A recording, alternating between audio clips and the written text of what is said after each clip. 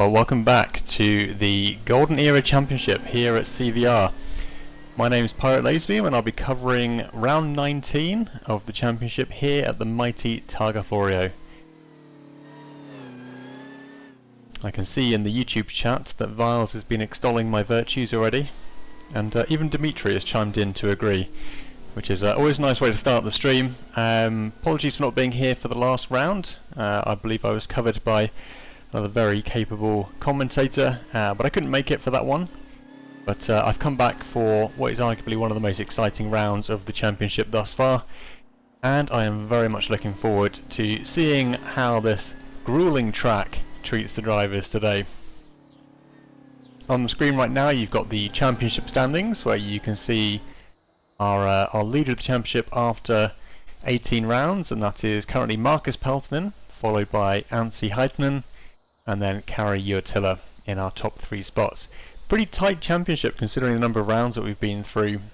Even down to P6, it's relatively, well, sorry, down to P5, you've got pretty tight gaps between Kari Uotila, Nurmi, and Tolonen.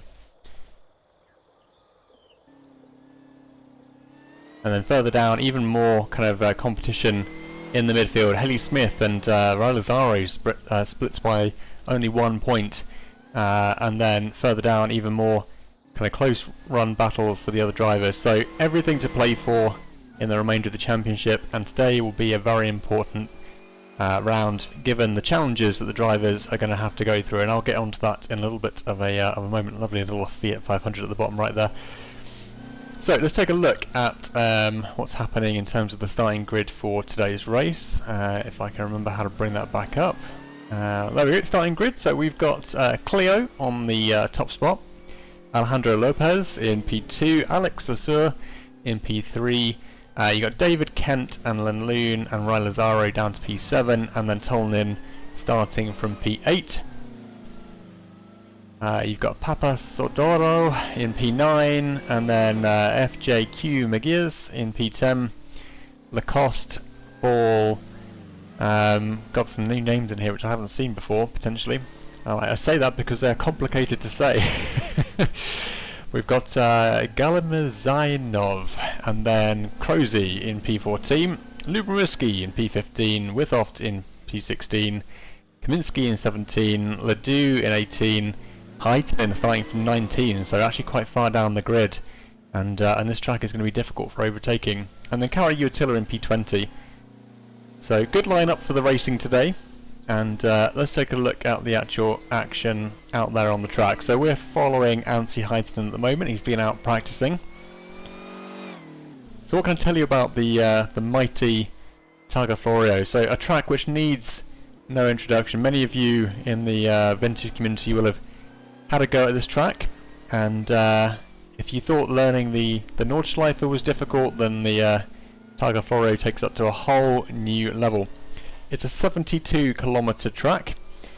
It's extremely twisty, it's mountainous, it's in the mountains of Sicily, Italy.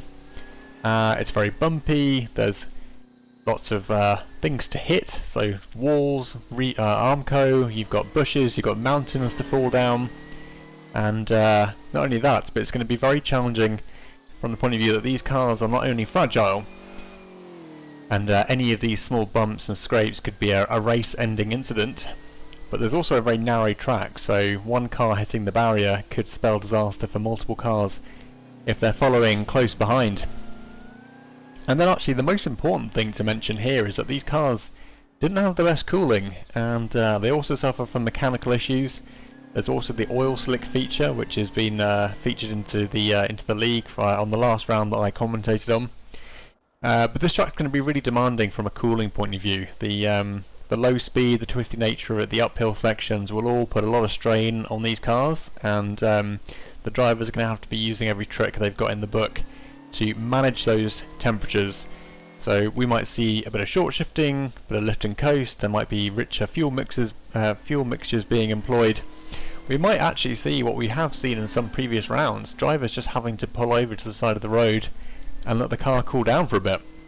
But yeah, a few other things that you can do to cool the car also have an impact on the longevity of other components. So running the engine in a higher gear, for example, to keep the revs down, can then cause mechanical issues elsewhere. So this would be a little bit of driver skill, a lot of strategy and careful car management, I think.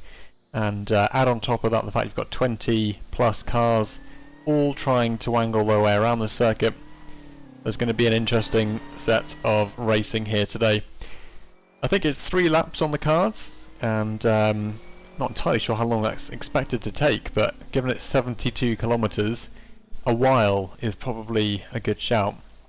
But shout out to the map creator, because this is a stunning rendition of the Sicilian mountains. And the more I look at the cars going around here, the more I think it'll be fun to do just a general cruise around here with the Discord in any car you fancy. But we should be getting off to the races shortly, and we'll be going through a little bit more of what's been happening since the last round in a few moments.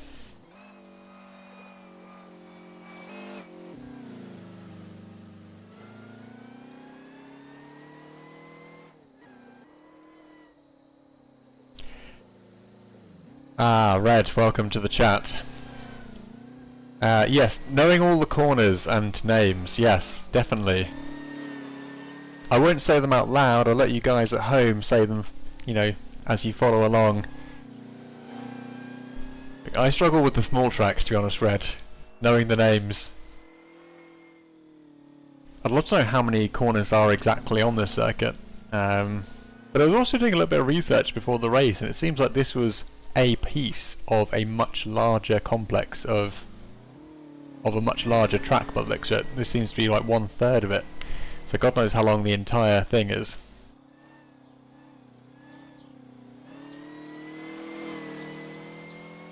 "50 minutes, okay, so we reckon about 3 hours then.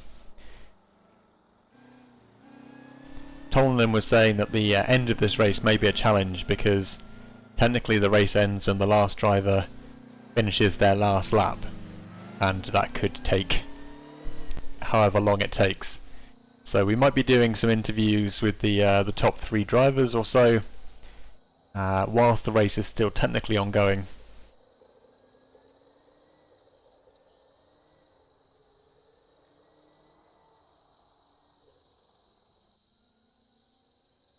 Hello from Comte de la Boule de Terre, car number 6.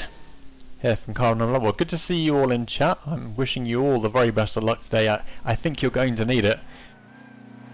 Although may I point out that they have thoughtfully installed Armco barriers at this circuit, which, whilst may cause an issue in terms of contact, unlike some of the circuits we've raced at here in CVR, at least you have something that's stopping you from just falling straight off the side of a mountain or going 100 miles an hour into a forest, as has been the case in some of the previous rounds. Nice bit of support in the chat here from various people. Shout out there through Alejandro Lopez and Federico Quintero. So, what happened since the last round? I obviously couldn't make the last round, so this will be a little bit of news to me. But let's start with the repair fees after PAL. So our glorious race organiser Tolnin received a 30,000 credit repair bill for 1 crash over 100 km an hour and 4 crashes at 50 km an hour each. Kai Severston, 15,000 credits repair bill for 3 crashes over 50. Heitinen, 10,000 credits for 2 crashes over 50. Montero, Uatilla, both 10,000 credits for 2 crashes over 50.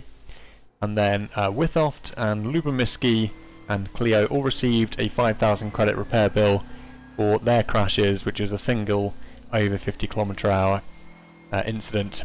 We also had a few DNFs, so Withoft, Lubomirsky, Clio, Uatilla, Montero and Tolnin all DNF'd. And when you DNF in this race, you get no points obviously, but you also get no race rewards, and if you have a repair bill then you're shelling out some money there without really having any money to recoup your losses.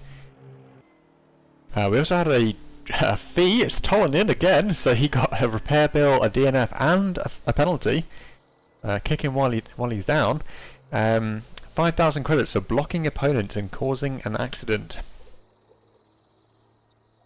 So, as I mentioned there, the following financial actions needed to be made by the following drivers. So, Tolonin had to sell his car to pay his debts, Montero had to sell his car to pay his debt, and Cleo needed to sell her cars, multiple, to pay debt.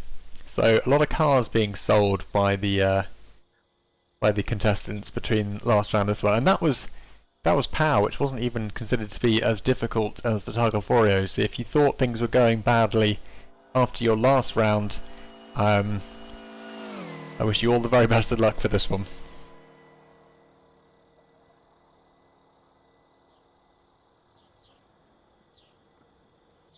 So Martin says that they have purchased a car and now they have only 5,000 credits, so that's basically one penalty or one small crash.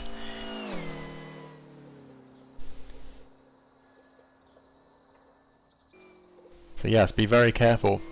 So let's talk a little bit about the cars. Obviously this league is a bit different, that over each round time progresses. We go forward in the years, and new cars enter the grid, and also cars which have been around before get upgrades and perform differently. So, notable cars out the Targa Florio will be that it differs from normal GEC racing. It's not a regular GP race, but an open to all car types, and due to its nature, it suits sports cars quite well. So even if the sports cars are not as fast and high trimmed machines, or even less grippy, but more durable, then they can stay cooler and take more of a hit before damage gets severe, so that might stand out as a difference. In the race there are also two kinds of sports cars. You've got the Alfa Romeo 8C with its more agile touring Spider version, and the longer wheelbase touring Le Mans version. It'll be interesting to see how they manage against the GP monsters which we've been seeing in the previous rounds. It's going to be a staggered start here at Targa Florio, and it's not a regular circuit race, but a 3-lap time trial against the clock, and fastest driver wins, which will be a little bit different to how we've been doing things previously. And drivers are sent on their way in 1-minute intervals, starting from the slowest cars, the fastest being the very last. That's why we saw Cleo in the Amel car on the front of the grid.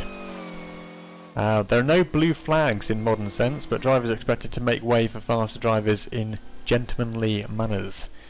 So it'd be interesting to see how things go here. There we go. So the race is now kicking in after 13 minutes of practice overrun, and we'll be getting underway with racing here very shortly.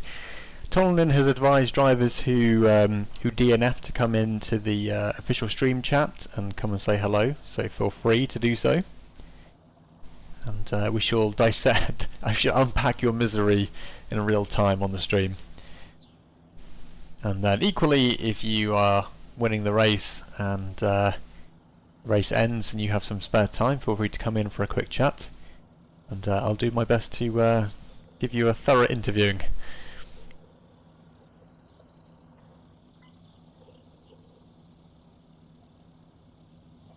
So we've got 4 minutes until we get going here. Plenty of time to go and get yourself a drink, take a bio break, get some snacks, boil out the popcorn, you name it.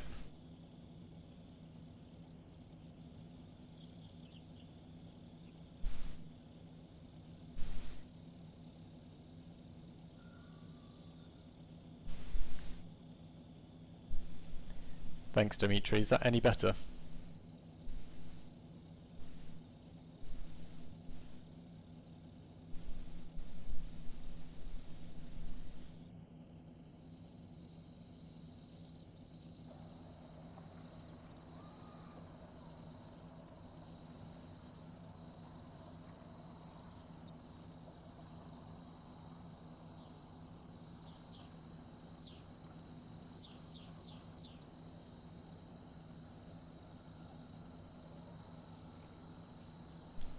Thank you very much. I had to change some audio settings because Windows very unhelpfully decided to just adjust the input volume for my microphone down to 45%, and I was trying to remember where exactly it was dialed into. But hopefully that's okay. Let me know if there's any other issues.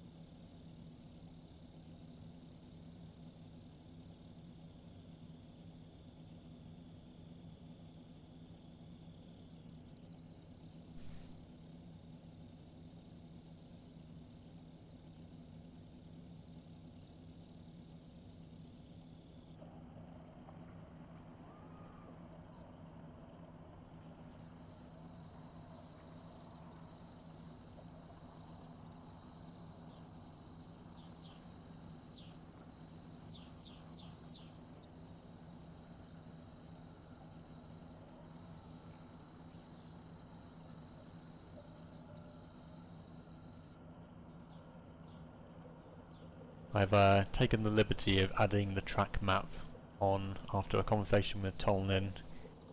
We don't normally have it on for the CVR commentary stream, but given the size of the circuit, we thought it might be helpful for those watching and for myself to have an idea of where the cars are on the track.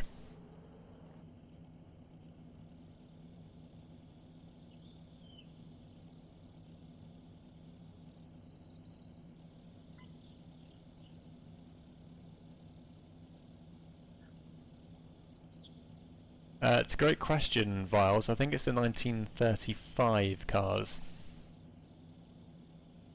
such as the Bugatti T59.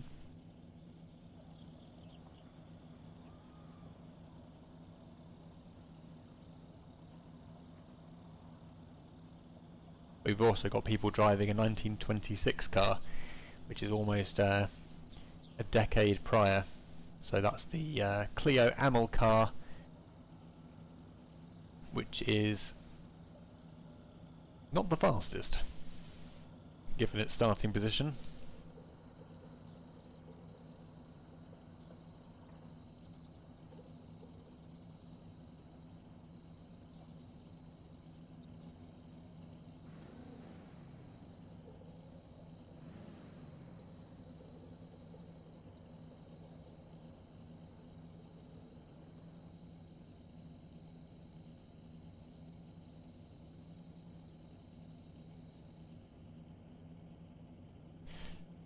Just noticed Kent's Kent's fruity language in chat. Actually, no, sorry, it's not Kent's language. It's been added. There we go. So let's go ahead and grab camera on Clio. Here is the Amel car.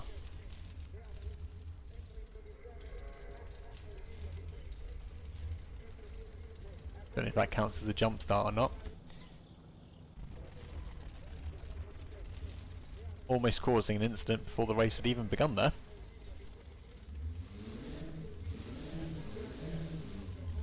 And Clio's off, storming out the gate in the Amel car. Don't know why the camera's so far back here. Here we go. So Clio out the gate, starting the race here at the Targa Florio, round 19 of the Golden Era Championship here at CVR.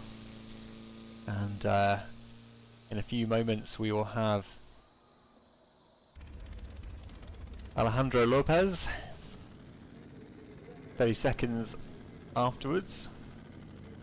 I did think the briefing mentioned a minute gap, but seems to be off at about 30 seconds or so.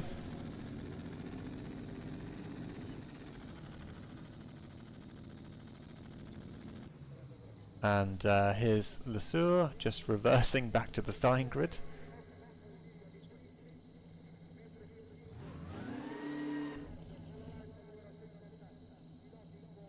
They get the countdown now. Okay, there we go. So I think Lopez actually went off a little bit early there. But we've got Lesueur now ready on the line. Interesting, so the tower I've been given seems to indicate that Lesueur has started about 40 seconds earlier than they should have done, but they seem to be going off at their own spacing I suspect there is a difference between what I'm seeing here on the tower and what the drivers are being instructed to do through another channel. But out in front we've got the Amel car, Clio, starting to attack some of the corners as they trundle along merrily through the Sicilian mountains.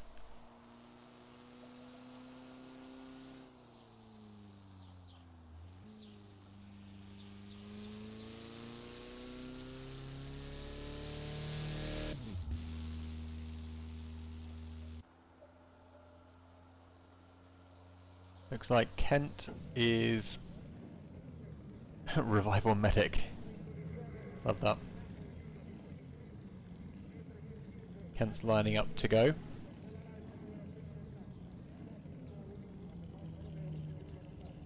He's got ammo on the side of his car. Not sure you need that in the medical car, Kent. But Kent seems to be waiting until the timer gets to 0, which will be hilarious if we find out later that the top 3 have received a fine of sorts. And Kent goes on the go-go signal, so possible faux pas from the first 3, leaving the gates a little bit early.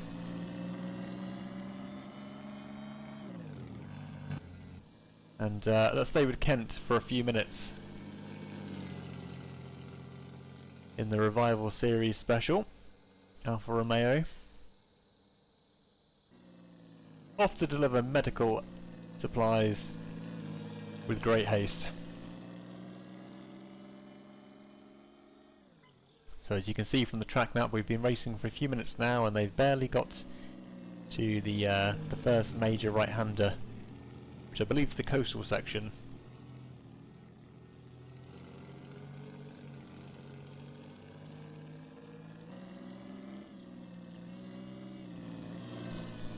Can't even begin to imagine how long it took the creator of this map to do this. This would have been a hell of a commitment. How do you even check that there's no random holes halfway through the track?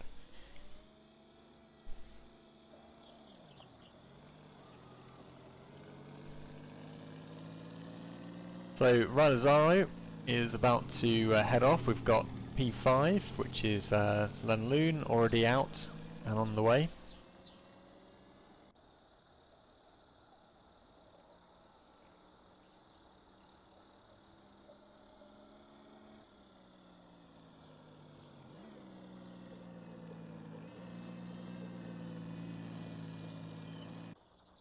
Laser scanned.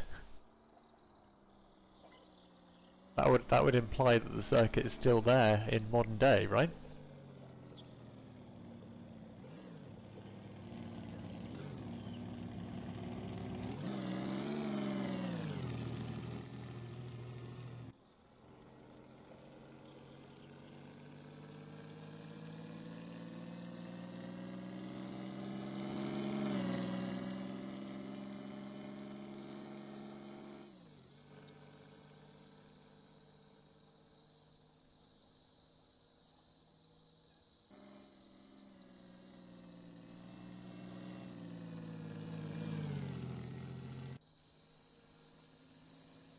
Ah, interesting.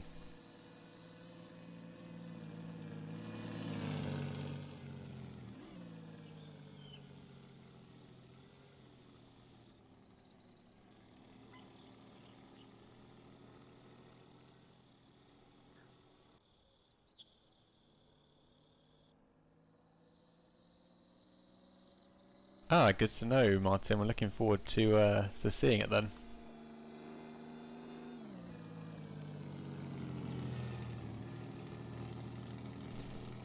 So, at least in the rounds that I've been commenting on, Kent has not had the best of luck and seems to have introduced his car into a number of solid objects at various points.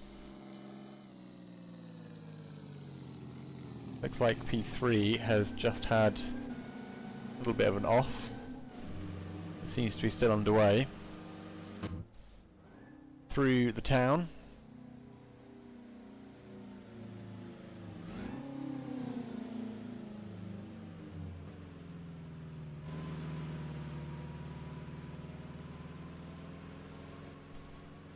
And Tolnin is getting ready to leave, I believe. Clio still out in front. It'll take a little bit of time for P2, which is Lopez, to close the gap. These times seem to be incremental time rather than like kind of gaps. I'm not sure I can give you the gaps between them.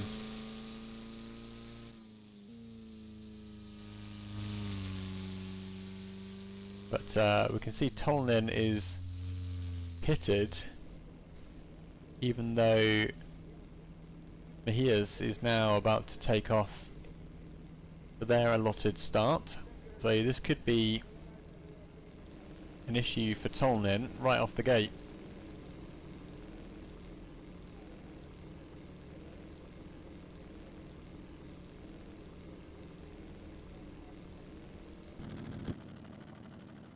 Here's P2.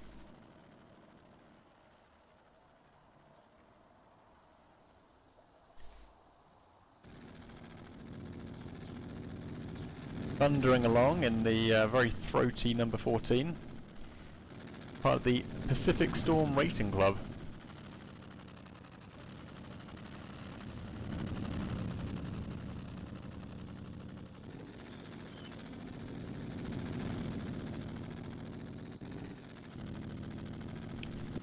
I thought they just passed a competitor there, but that was a pickup truck on the side of the road.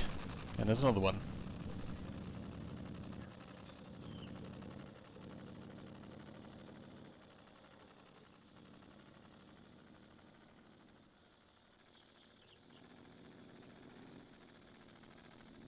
Yeah, I noticed in Content Manager that there was a two-way version of this circuit, which I assume someone's added AI for, so you can get that authentic Sicilian driving two-way during a race experience. So Clio seems to be in a spot of bother, and this early on in the race is not when you want to be having issues like this. Engine seems to have stalled. Let's see whether Lopez will be coming up shortly.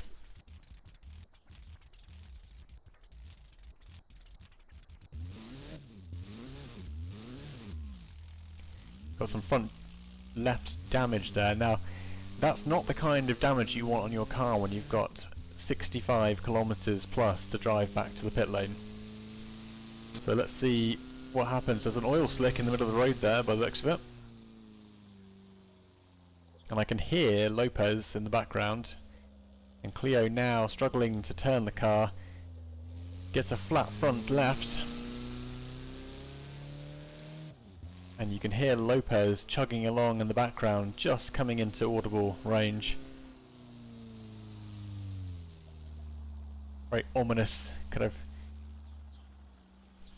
sound, and there's Clio having a little bit more of a challenge. Let's go on board with Lopez, and we shall see Clio undoubtedly appearing in the future. Gonna have to watch out for any oil slicks that might be on the road, left by damage from Clio's car.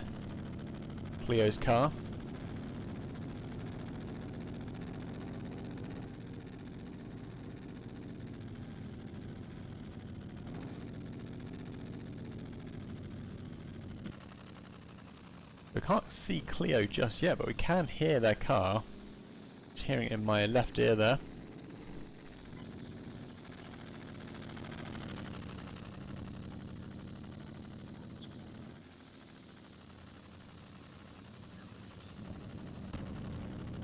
Again, look at the terrain here. Very undulating. Lots of elevation change. Blind brows. Just see Clio in the head now. It looks like we're going to have our first proper overtake.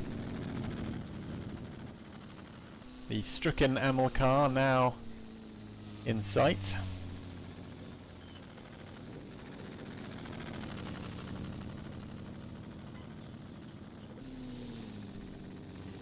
Now, lugging that tyre around at that angle is undoubtedly going to do quite a lot of damage to the car, and the engine having to work harder to drag it along, and that's the AML car overtaken. So Clio now making contact with the circuit more regularly because I just simply can't turn the vehicle.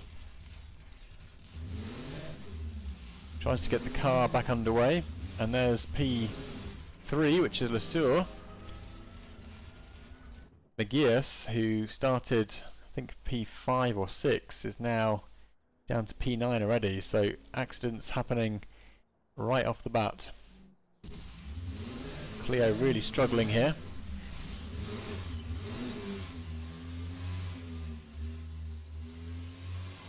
I think they are going to be our potentially first DNF.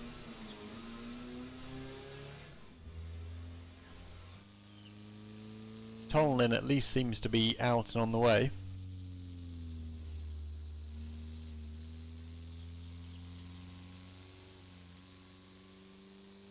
With Oft just leaving the gate.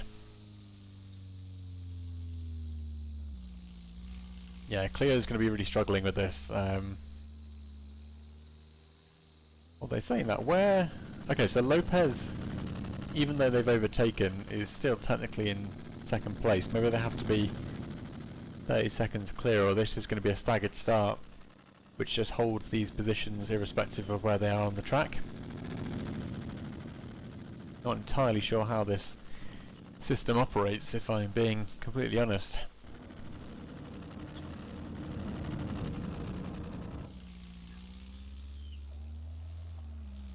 Clio playing bumper cars currently with the terrain. Meanwhile, Donington seems to be underway, having started slightly later. Ooh, but they've just had a big incident there. Not entirely sure what happened. They were driving in a straight line and then suddenly veered off into a wall, but that's going to be big damage. That's a rear right puncture, and Donington pulls into a handy lay-by as if he planned it. Ooh, and there's...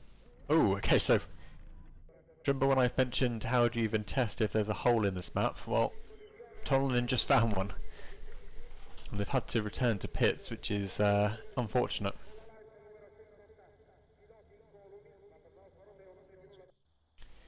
It looks like McGears has tried to get the car underway and has actually caused himself a little bit more of a pickle, as they now have a front right puncture and significant damage.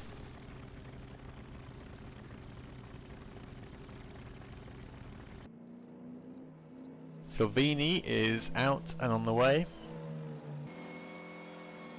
Rimzel, currently in P11, seems to be staying out of trouble for the time being. Crozy is still waiting to start by the looks of it, even though technically it says they should have done. This is awfully confusing.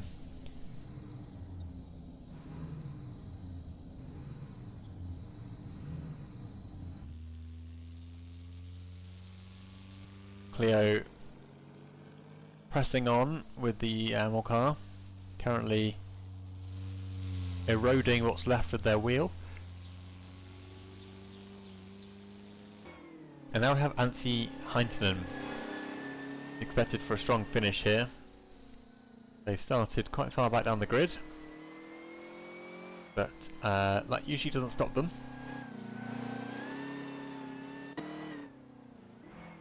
And you can see it's not the widest of circuits, given it is technically a road circuit. So no more wider than a normal road up in the Sicilian mountains, and blind brows galore. So going to be a challenge for any driver, no matter how skilled you are. One small mistake and you could be into a barrier.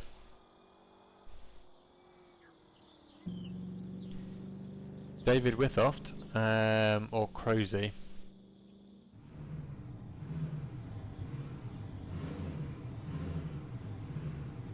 Just casually revving the engine here. And we've got a very early Red Bull.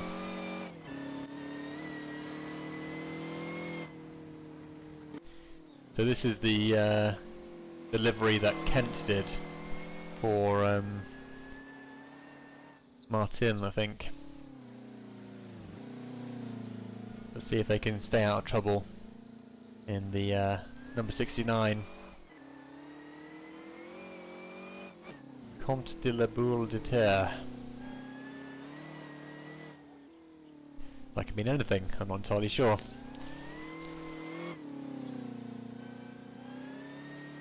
Certainly taking an aggressive stance to the race, off to a flying start, and that may mean we see a few overtakes coming up, but also it could mean this car might be seeing a bit of overheating happening soon. I do wonder if anyone's ever actually managed to memorise the entirety of this circuit, because the Nordschleife you can get down pretty good and then drive it from memory. Whereas with a 72-kilometre track you're going to have a lot of corners to remember.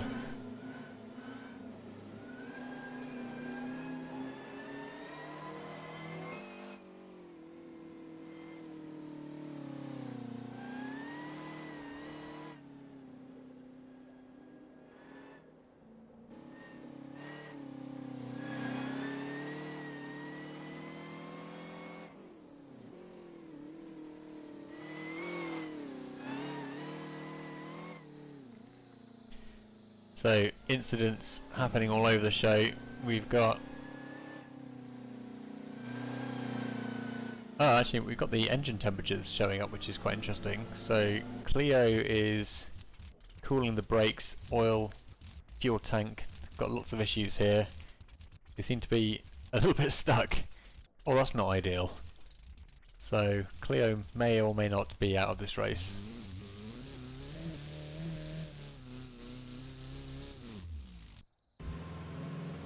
The sewer on the uphill section here, 93 degrees C on the temperature there. And they've pulled over to cool the engine down, I think. Quite a steep incline.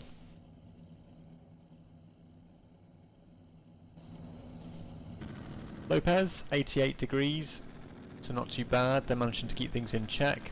Kent, 60 degrees, but currently facing in a very suboptimal direction.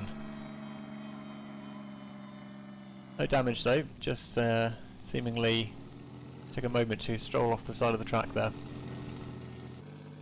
Lanoon still doing okay. Temperature's no problem there, and Rilazaro in a very fetching black livery is also ticking along quite nicely. Tolnin, having had a bit of damage earlier on and resetting to the pit, seems to be back out and underway. I'm not entirely sure how that works from a points point of view. Usually, if you have reverted to pits, you are considered to be a DNF. They've also got a little bit of challenge here from one of the other drivers. It could be Kaminsky, I'm not sure. We're hard actually with this leaderboard set up to follow the action.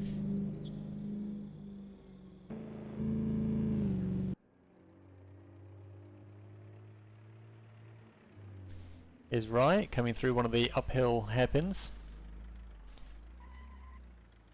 As you can see, this is going to be a section of the track where your radiator is getting very little cooling air. Your engine is having to work quite hard. So McGear's is back underway, but they've got issues with the brakes, the fuel tank and the cooling system. So not ideal. You can see the steering there struggling a little bit. They've got a car coming up from behind, and they've been overtaken.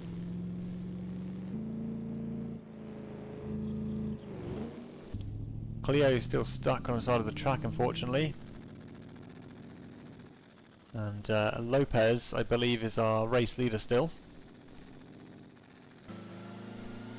Lesueur is now starting to see engine temperatures creep up, 91 degrees C.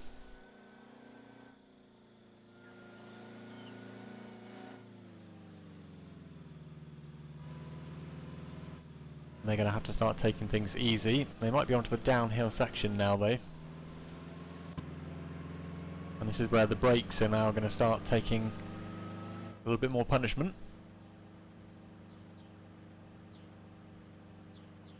Actually coasting down the mountain there. Temperature starting to drop.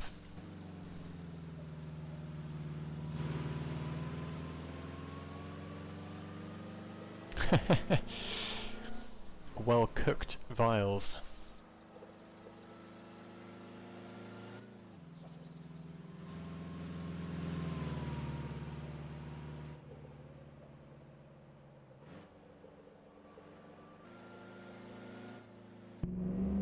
So it's Peltonen that we've been seeing, and they've got supercharged damage already. And 89 degrees C.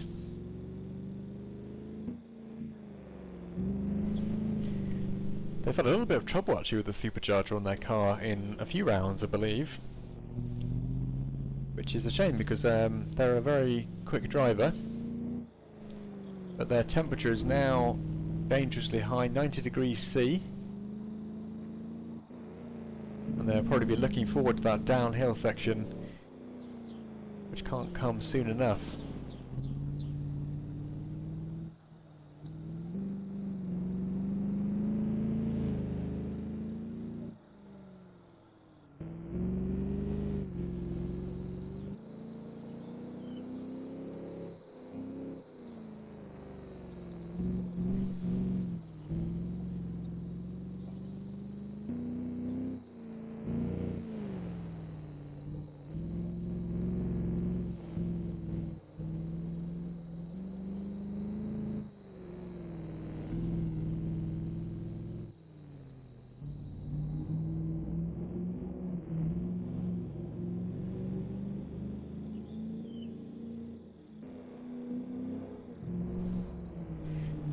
Marcus managing to manage the temperature here just well enough. They've got 91 degrees C on the clock, but no higher so far. And hopefully they get up and over the top of the mountain here and then can start cooling the engine on the way down.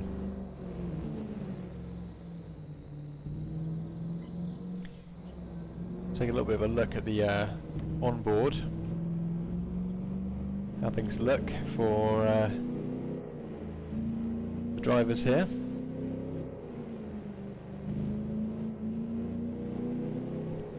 There's a certain confidence that Marcus brings to the racing here, where he just seems to know what he's doing at all times. It's usually the car that lets Marcus down rather than the other way around.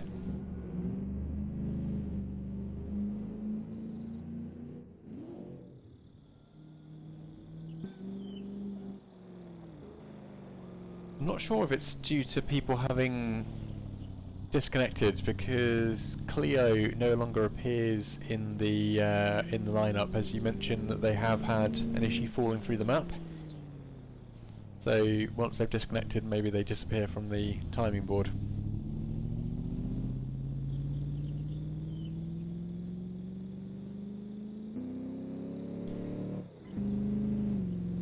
So Lesueur is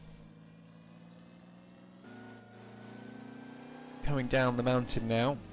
Temperature is now much lower, 72 degrees for Alex.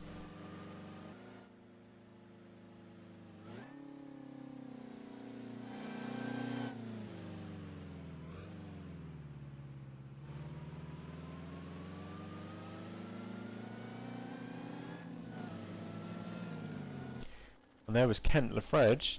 So Kent seemingly making up some ground here. Let's go and check out what's happening with Kent.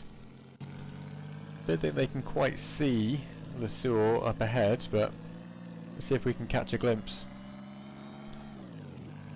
Sounds like Kent's got a supercharger in there, because you can hear it whining away. Just make sure Kent doesn't do anything too dramatic like drive his car off a cliff. Or clip one of those. I mean, even clipping a curb in these cars would be bad news.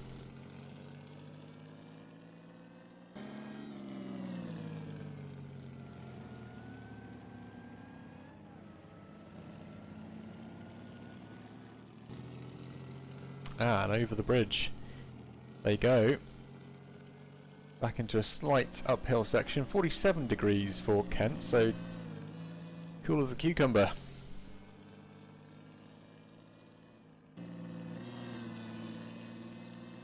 Ooh, we've got temperature warnings for Rimzil and Federico Juan Quintero Mejiz has cooling brakes, fuel tank and temperature issues. And then Laloon here has got a brakes and cooling issue.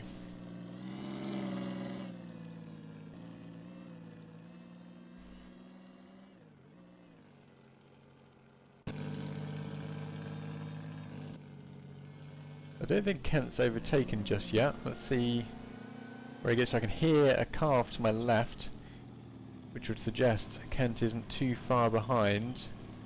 Will we see a fleeting glimpse of the competition?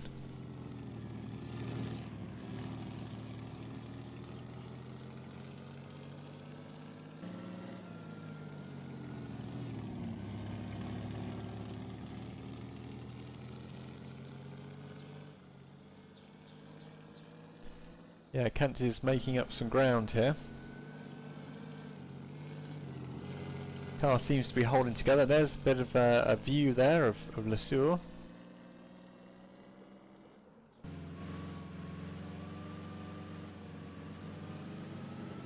Kent looks to be on track here for an overtake. Just need to make sure they don't get too excited and do anything silly.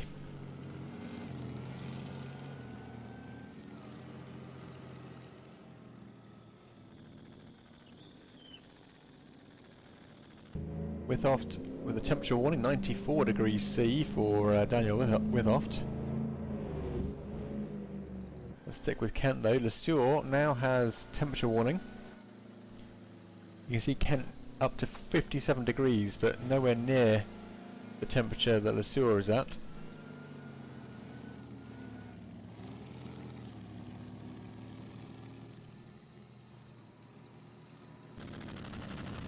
Lopez still shows out in front, but let's take a look at Le Sueur because Kent is coming.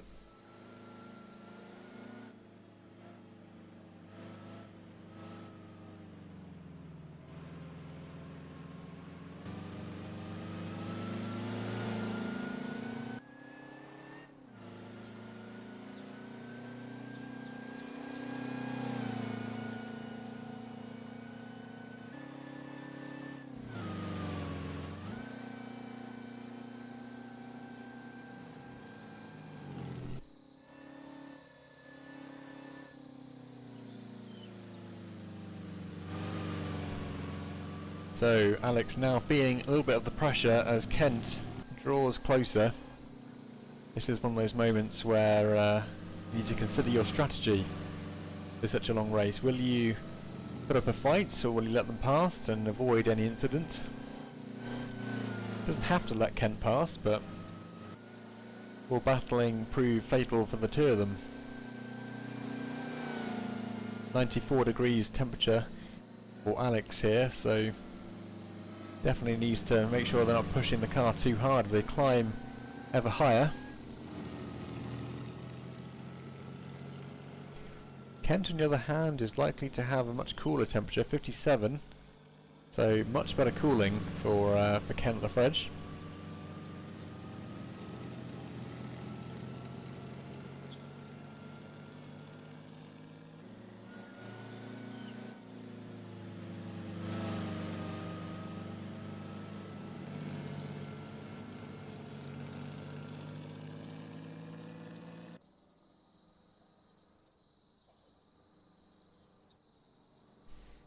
Twisting through the hills here, 95 degrees on the dial for Alex, and Kent in the background makes a slight contact with the wall.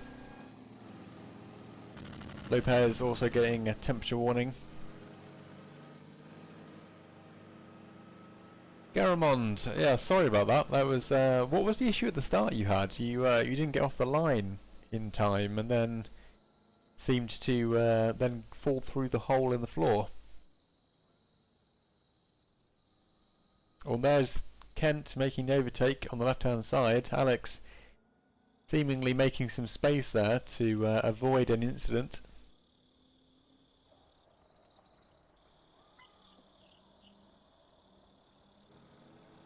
Lesueur now hitting 96 degrees C on the engine temperature.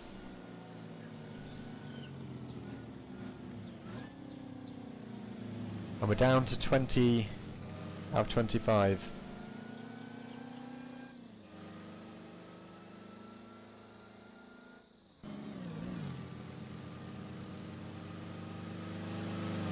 So at this point looks like it's a bit more downhill, so Alex should see the car starting to cool.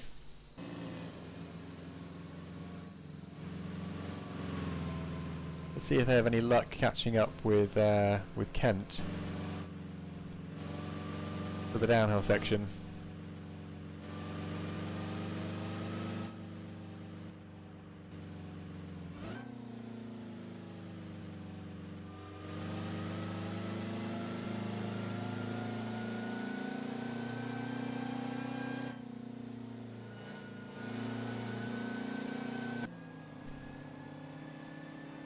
Looks like they're climbing a little bit again, so 87 degrees, but that might be going back up again shortly. 88. So Lenloon has still got cooling and brakes issues. Let's take a look at McGears, who is still very much holding on here, doing a little bit of what Cleo was doing and contacting the barriers and so on. Grimshill has oil, fuel tank and cooling problems. Meanwhile, Marcus Peltonen, still with supercharger damage, is ticking along at 90 degrees almost. My wheel disconnected in the grid, so I had to reboot, got placed in the pit box, and probably even wrong starting time. When I started, I had lost force feedback. That is very unfortunate.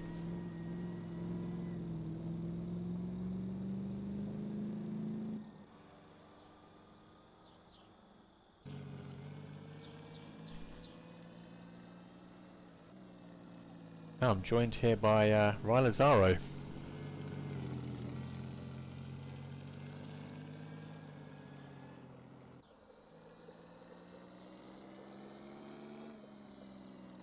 I can now. Let me just... 1 second, let me just get... Hello, let me just get the Discord sound working. Try again. Hello there. Yep, that's working.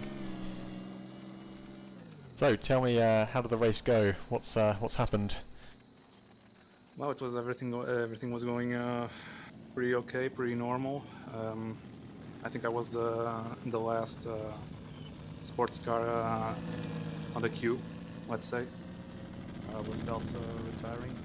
I was already being catched on by the Grand Prix cars, and yeah, everything was going all right. I had a couple of scrapes on the wall, but no damage from it. Unfortunately, after the halfway point, I got one tire a bit on the dirt, and it kind of pulled off the rest of the car. And I was riding the hill, panning both sides, trying to reach a corner, but I couldn't. I slid down. Calling it a hill would be an exaggeration, but I slid a bit down a hill. I didn't fall through the map, but without really hitting anything, my front suspension glitched out and it was bent. And I was trying to get out of the grass, but the engine kept insta-stalling. So yeah, I don't think, unfortunately, I don't think I was gonna get out of that one. What a shame. It's certainly a challenging track. Did you do a lot of practice before you arrived to the race today, or is it one of those tracks that you can never really learn well enough because it's so long? I mean, I'm sure there are people out there with lots of time that have already learned not even the small Targa circuit. I bet they've already learned like the big one.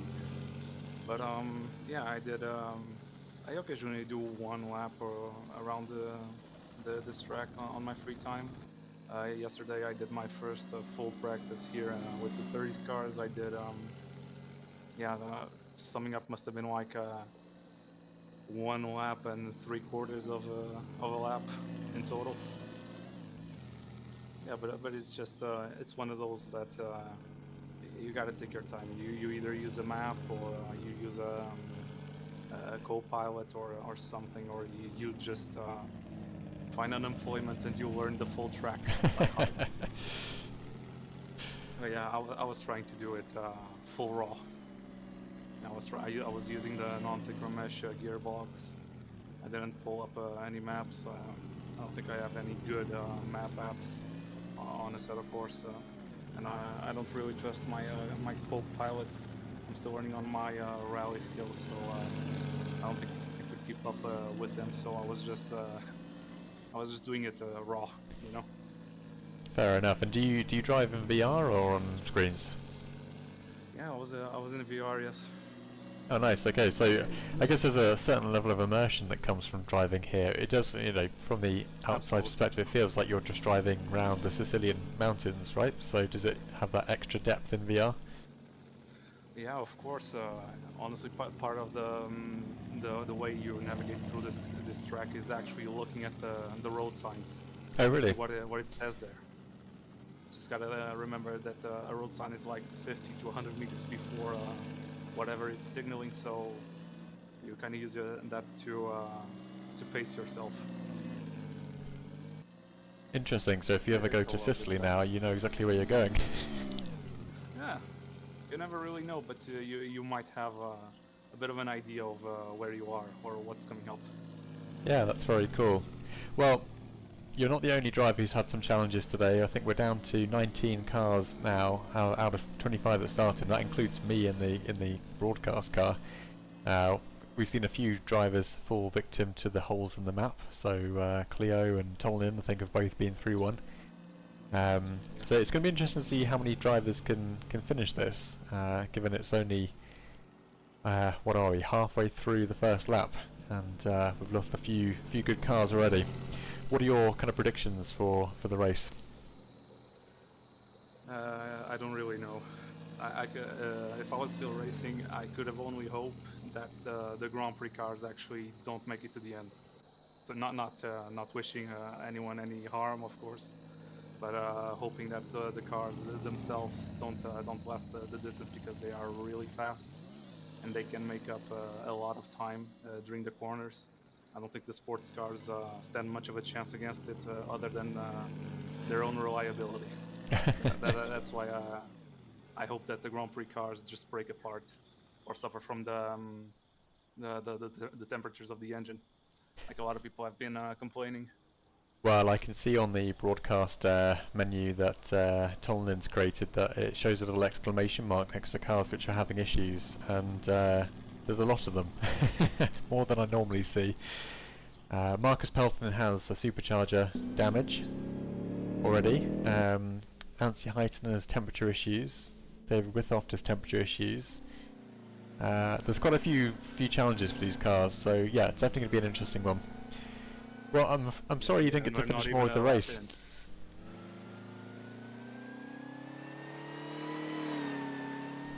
But we'll see how the remainder of the race goes for the drivers who are still out there on the track. Who are you rooting for? I'm just hoping that people do their best. I don't really root for anyone. Very diplomatic answer.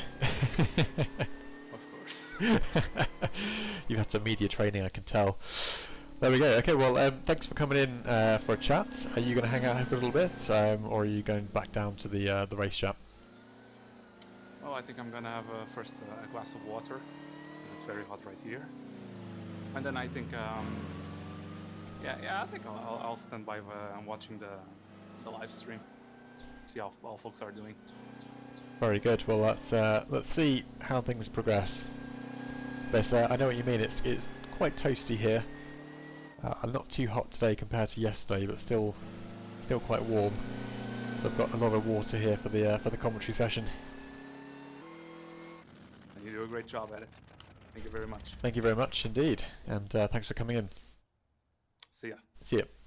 So we have Lopez just having had a little bit of an accident there. I think they've got a rear right puncture and brakes issues, and get the benefit of the engine cooling whilst they wait here. But you could hear another car coming up, and that sounds like Lesueur. Our good friend Alex here, who will likely be coming across Lopez shortly. Hear them.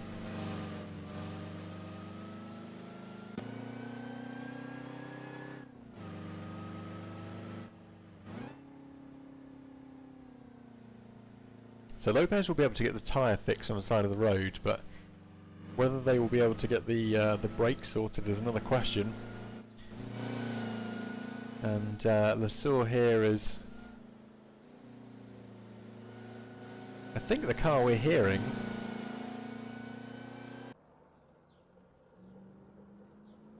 Just haven't quite seen if they've been passed. No, we are. Yeah, Lopez is already further down, so it's Lesueur who's the race leader. Ooh, Kent has a red mark next to them. And we've got another of the revival drivers putting up behind. They've got body damage, brakes and cooling issues. What does the red mark mean? Does that mean that it's fatal? Oh, the gearbox. Gearbox, brakes and cooling. So Kent's had a big off, I think.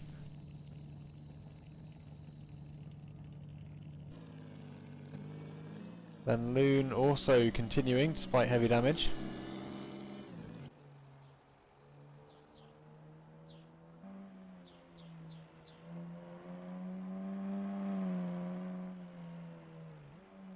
So Vini seems to be keeping out of trouble so far.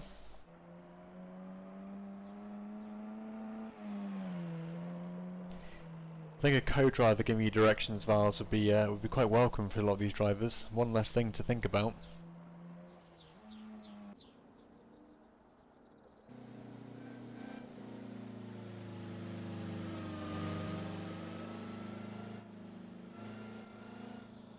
Our race leader is almost at the coast.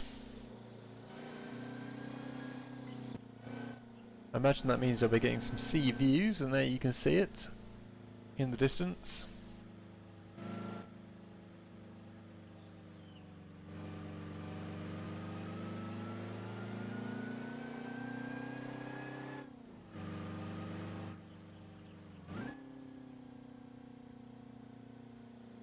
They'll be using this time to cool the engine, no doubt, back to 64 degrees. Lovely turquoise blue sea out in the distance there.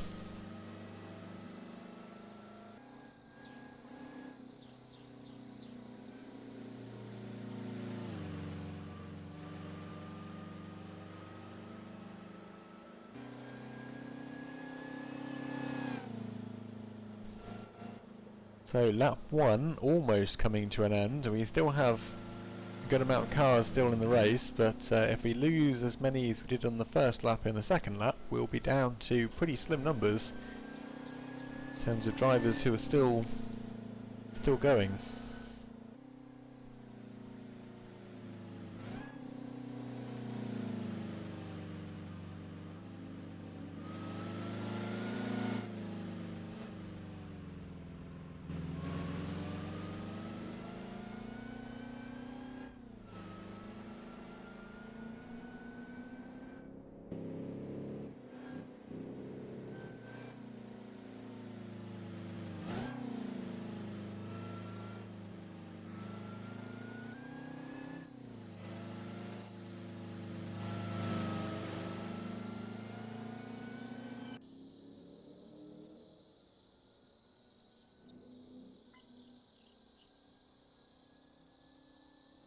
So, on to the coastal section. This should be a pretty long straight shot by the looks of it.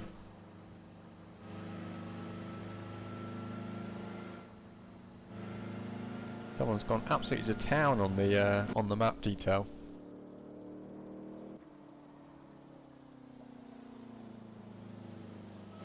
Alex now onto a lovely long straight section as they head down the coast. They're actually being followed quite closely by, that looks like Marcus Peltonen, and it is. So Marcus on track here for a P1, even though they started in P19, and you can see them coming up now with a lot of overspeed compared to Alex, and they overtake, making it look like Alex is standing still.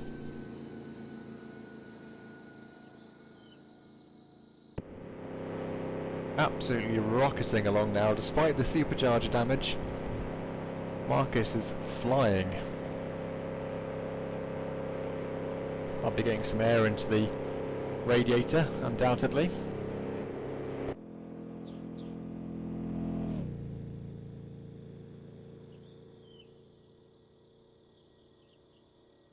And you can hear the supercharger from Alex coming along.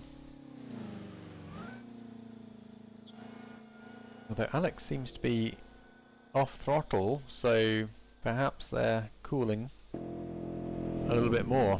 Now, will we see Marcus go into the pits to repair the supercharge damage, or are they going to persevere?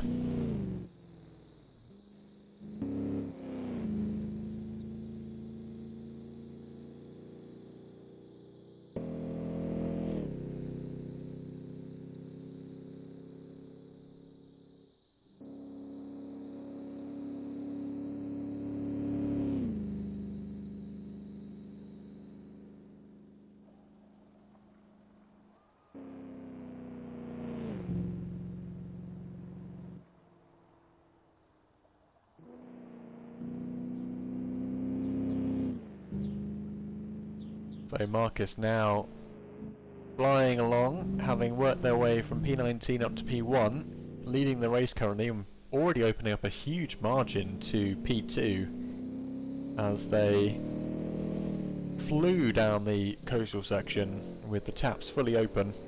And now they are going to be the first driver to cross the start-finish line and begin lap number 2.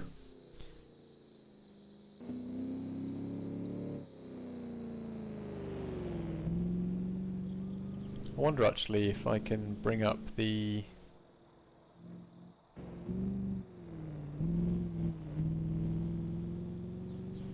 time remaining, because it's a timed race. I did have one for that.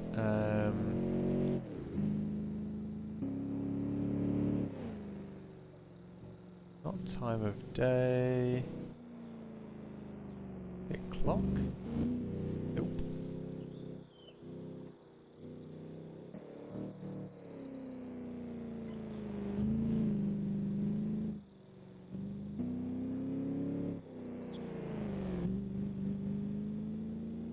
Never mind, I'm not sure whether the standings showed us how long's left in the race, but you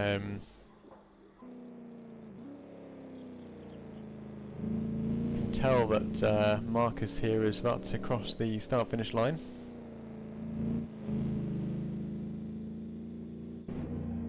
Here they come, and there they go. And they're not going in the pits. Their supercharger damage doesn't seem to be holding them back at all, so they've started lap number 2.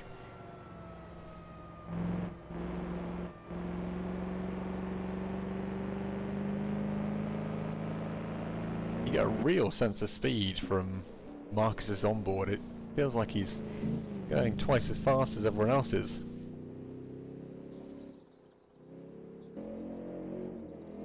So they've actually now moved up to P1 because they've finished the lap. I guess there's no sectors on the track. Lopez is in P6 technically, but until they cross the line, I think Lasure are now coming up to cross the line. They should put them up to P2 on the standing board. And There's the line. They're going into the pits, and they are up into P2. Right, so we're not going to see position changes until the line has been crossed.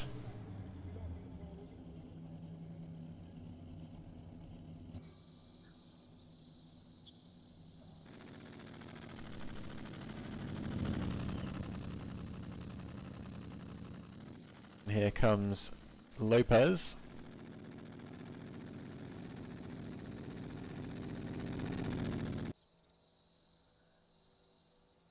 Silvini on the main coastal straight now, building up some speed.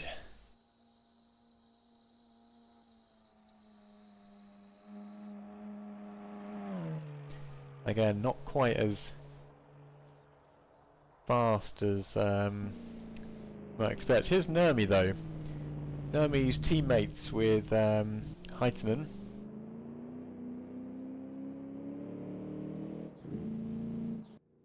Sorry, Peltonen, I stand corrected. However, Nurmi is a lot further back and they've got brakes issues. So don't think they'll be fighting their teammate for the lead in this race anytime soon. We've also got the other Revival driver in the pits showing as P2, which I don't think is potentially correct, but the leaderboard is getting a little bit confused. At least I know I am. They are leaving the pits now. Also got another driver in the pits. And Len Loon, now with all the damage repaired, drifting the car through some of the corners. That seems like a high risk strategy if you ask me.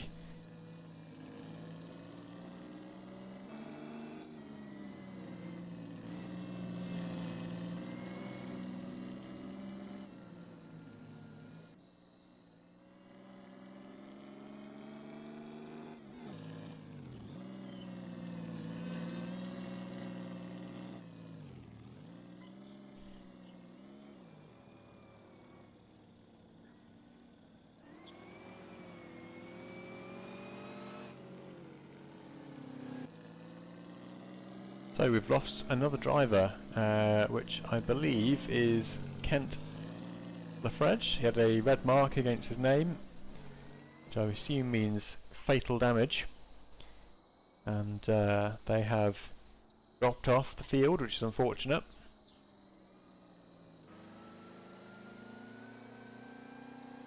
Alex is out of the pits now and underway. Luberiski, currently running in P10 as indicated, is, although I think that's actually P9, is just closing out the remainder of the first lap. We lost another car there as well. We're down to 16 drivers. Ooh, and a big off for Luberiski there. They've got cooling brakes, fuel tank and body damage now. Running at 70 degrees C temperature. Let's see if they have any further issues.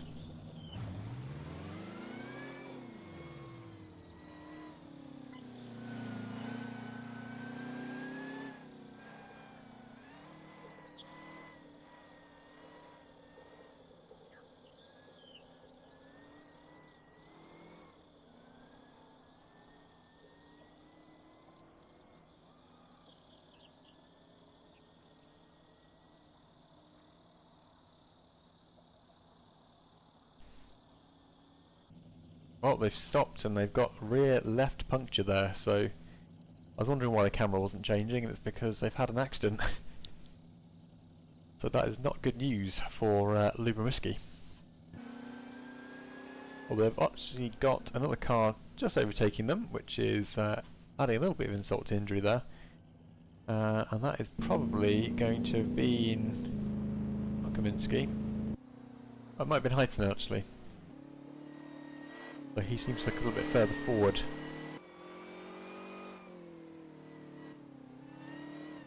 So, Rimsil, currently indicated as P2, seems to have just left the pits. I think something a little bit funky going on with the leaderboard here, because the timing board would indicate quite a different lineup, and that's Heitinen Definitely not in P2.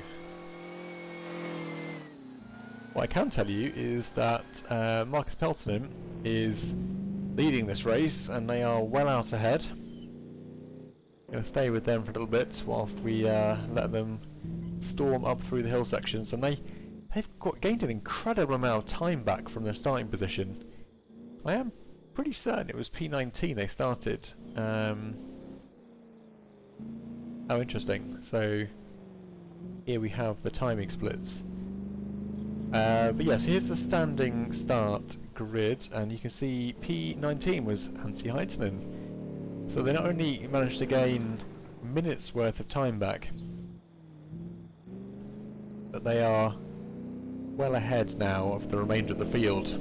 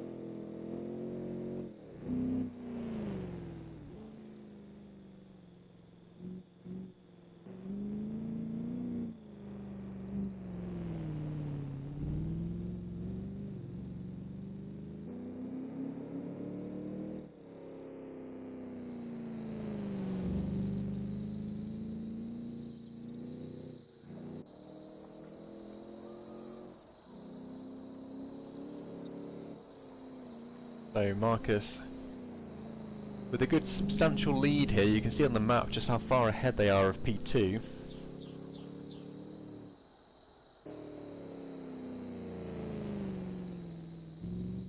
Supercharger damage doesn't seem to be slowing them down whatsoever, although I'm not entirely sure, but I wonder if there is any implications of engine damage as a result of the supercharger having failed or being damaged. But one thing I can see here is that Kerry Uatila is 4 minutes behind or so.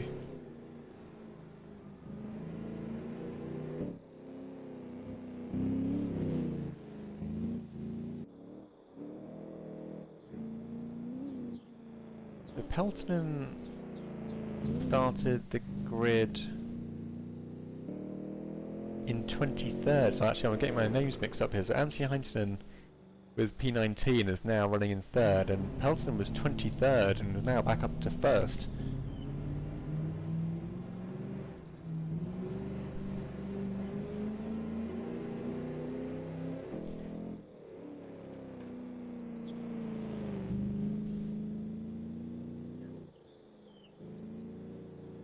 Supercharger damage can be very mild, that's good to know. Yes, there do seem to be a lot of bugs around. I'm not sure which setting that was tied to, but there are bugs. So yes, if Marcus does have some supercharge damage, it does seem to be quite mild. Given the top speed we saw them hitting on that coastal section, it didn't seem to be doing a lot to slow the car down. Hello, guy. Ah, hello. Yeah, here the pilot of the Red Bull, I get a bug, the track was disappearing, so I can't race anymore. Sorry. Oh, hang on, let me just turn you up a little bit on Discord. I'm struggling to hear you over the engine noise. What? There we go. How are you doing? I'm good. It was incredible, this track is incredible, this car is so incredible, the skin made by the French incredible too, but unfortunately I get a bug when the track was disappearing at some turn. It was very strange, the first time I encountered this, so it's sad, but I have to DNF. It's my first race at CVR and I can't finish it. Ah, what a shame. Yeah, I'm sad. Well, quite a few drivers which we've seen many times in the CVR leagues, they've been caught out by this track, so I wouldn't take it too personally. It seems to be quite a difficult track for all involved. For me, yeah, the track is very difficult, but I don't DNF because of the track, but because of the bug. So this is what because I'm sad. Yeah. So which bug did you have exactly? Just the track was disappearing. If you look, you can look on the interwar discussion. I pinged a picture by the thread that it was what same bug I encountered. Ah, so like a hole in the map. Yeah, exactly. It was the first lap was perfect, incredible. I have a little battle with guy. I have to change my tire, but it's okay. It's good. I like that. But the start of the second lap, impossible to race.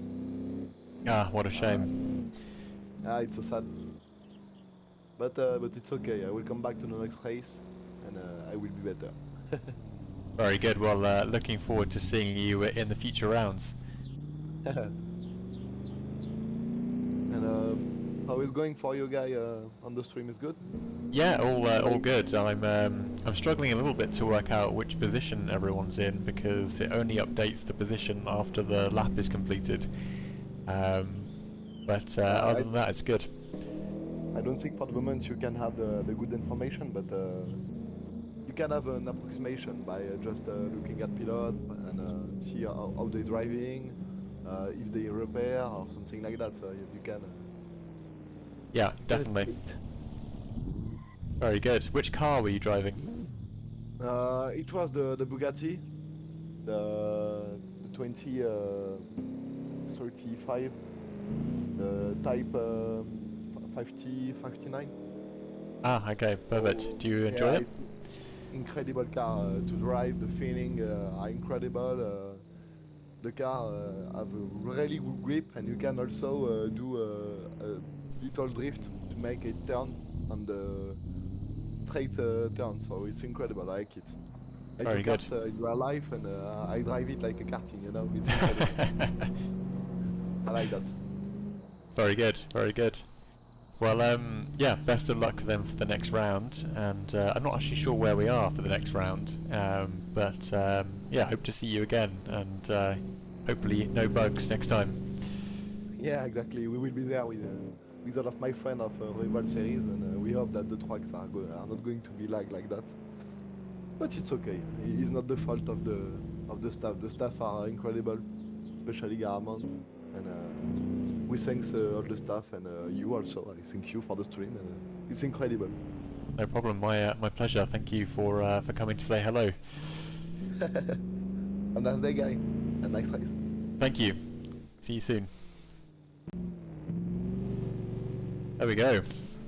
So another victim of the bugs, unfortunately. I guess this is a very difficult map to bug hunt on because of its size, but hopefully no other drivers fall victim to any of the issues. Ooh, Marcus catching a little bit of an oversteer there. But yes, Viles, Kent, unfortunately no longer with us in the sim racing sense because of a gap in the map.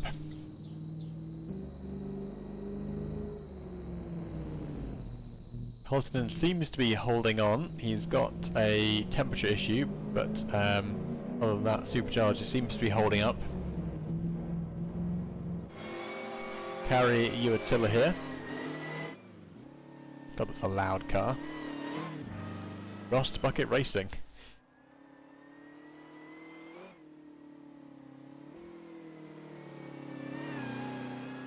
Ooh, but Carrie is actually being hunted down by another car. Again, this timing board is a little bit confusing. Yeah, Vars, we're on to lap 2. And that's about all I can tell you in terms of that. It's going quite quick actually, the second lap. I think the pace that Peltonen is bringing is absolutely storming around the track. They started in P23, they're now leading the race, and they're halfway through the second lap almost.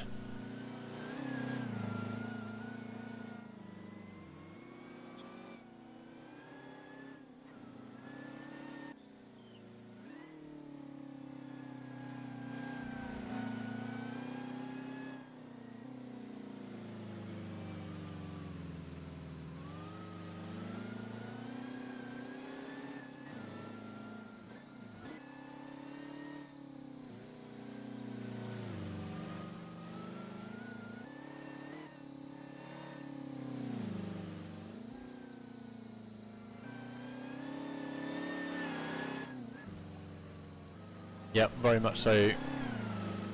Combination of fast cars and fast drivers.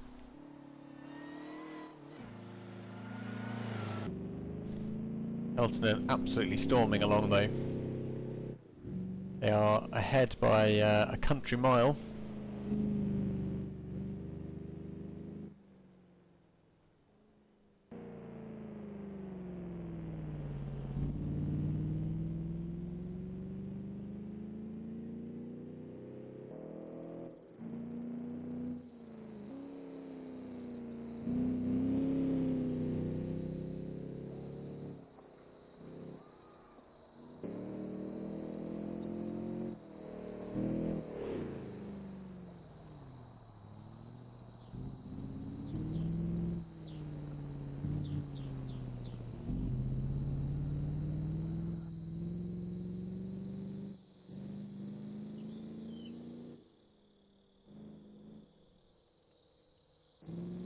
Now approaching some of the steeper sections of the track.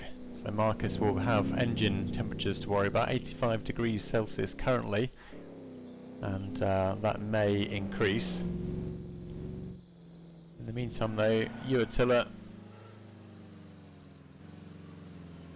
following along. We've got Heitinen still in play here, and Kaminsky. We haven't seen Kaminsky much in this race. They've got their lovely number 5, part of Team PART.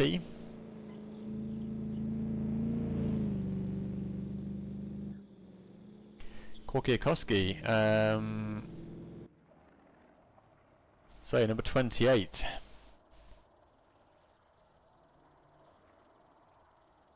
They are suffering from a fuel tank issue.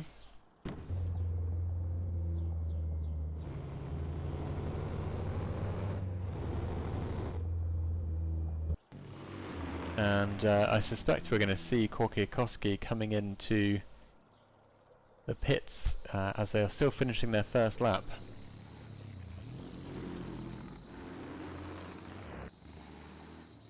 Sounds like they've got some quite rough engine noises.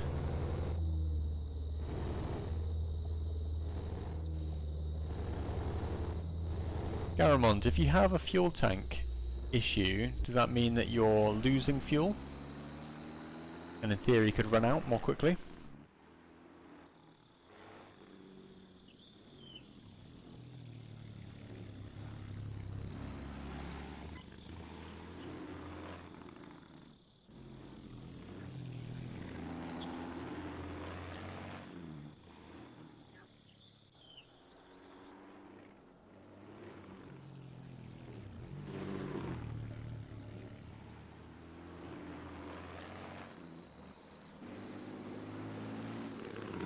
Now approaching the long straight, let's see whether they can get themselves back to the pit lane.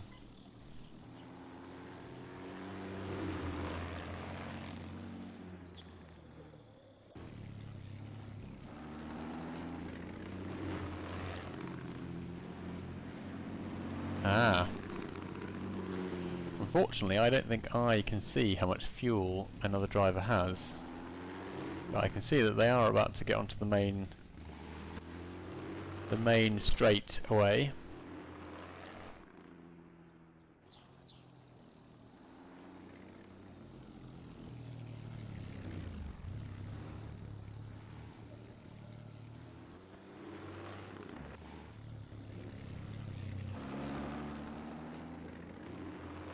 Ah, so a fuel pump issue would just cut the fuel feed. Well, let's hope they've got enough fuel to get themselves back to base. They're onto that long straight almost, and then pretty much they're back to the pits, which would be exactly what they're hoping for, I would have thought.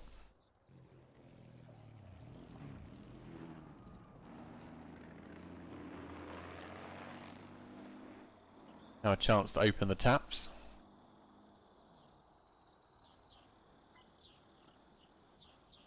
Ah, so you can repair it on the side of the road, that's fine. I guess they're feeling like it's not too much of an issue, as they have continued.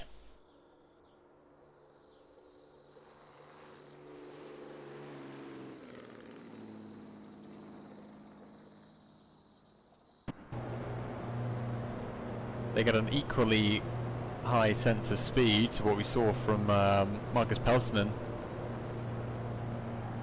Absolutely rocketing along here in their Grand Prix.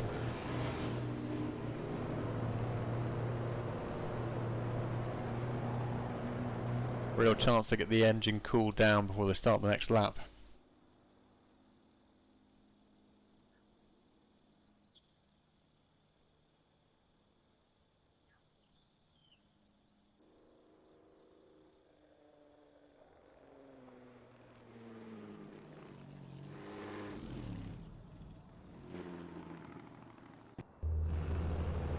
And scrubbing all of that speed for a little bit of a turn.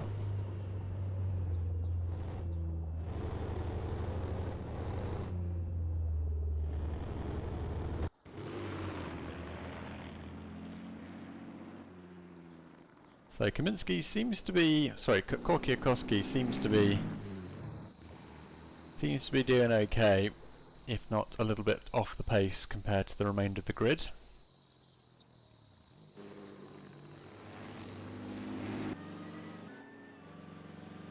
And then we've got Alex Lesueur, who was up in P4 by the looks of it, but actually indicated on the leaderboard here is P13 presently. They do have a bit of competition coming up from behind.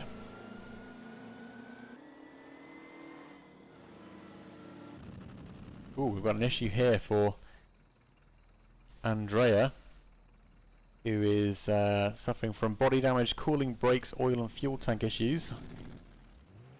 Must have had a bit of a off in that Armco just back there.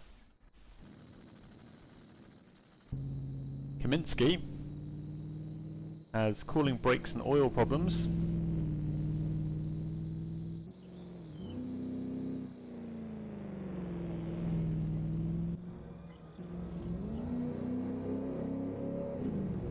And then Withoft also ticking along.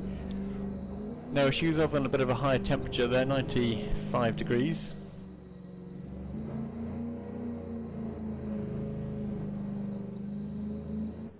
Korkiakowski almost back to the pits now. Let's see whether they come in for any repairs or whether they're all good.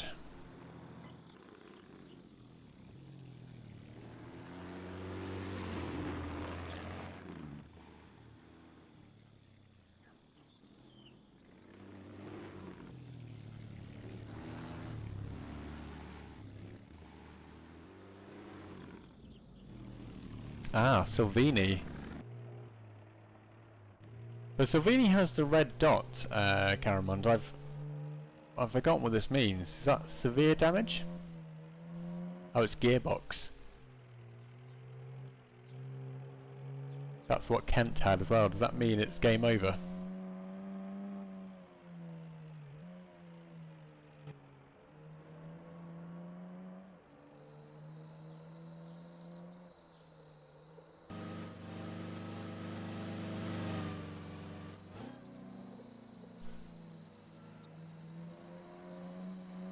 Doesn't seem to be slowing them down too much.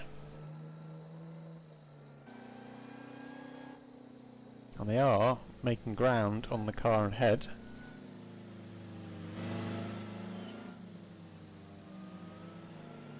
Okay, so red mark means it's pretty severe, so maybe Salvini is going to be able to struggle on. They've got quite a long way to get back to the pits at this stage, so they need to be careful.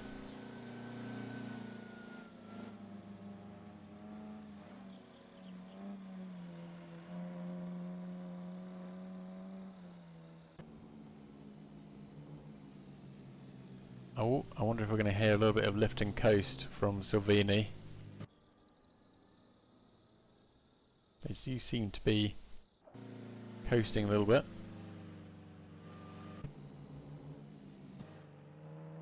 Still going, but just a bit slow. Korkiakowski has pitted.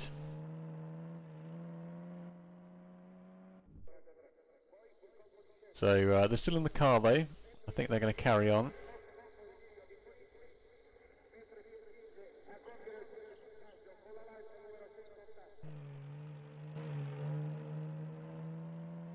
Very Italian announcer there in the pit box.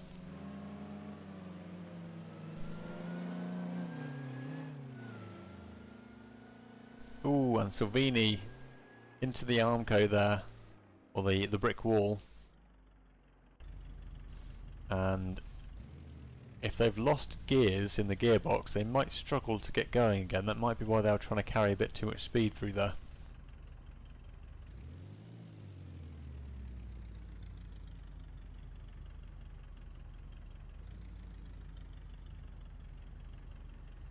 They do seem to be struggling to get the car going. And they're pulling over to the side of the road. That's a very risky spot because actually that slight incline has been the death of many a car I've seen in a CVR race, even if it's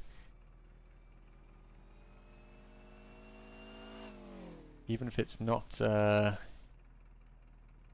big damage. The cars do struggle with grip to get back onto the road. A bit of a roadside repairing going on, I think. They seem to be trying to pull onto the road. Well, this might be them retiring. I'm not sure. Kaminsky. Cooling brakes and oil issues, but still going. Nurmi is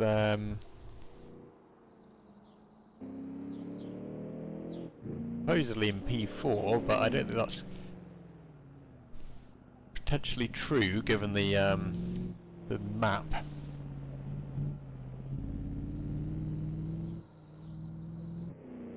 But Peltonen almost 2/3 of the way round on this second lap.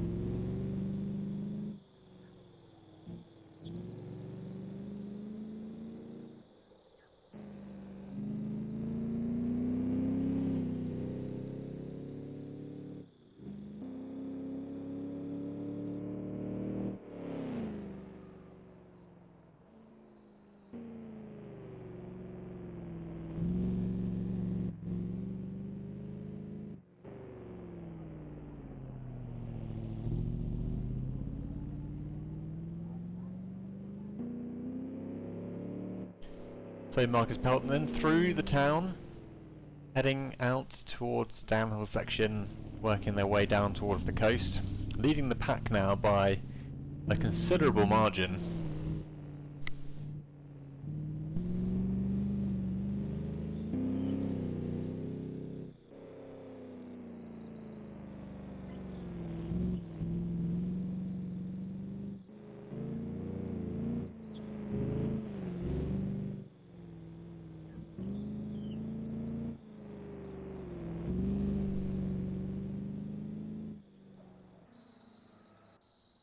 So Uatilla is battling with Heitenen by the looks of it.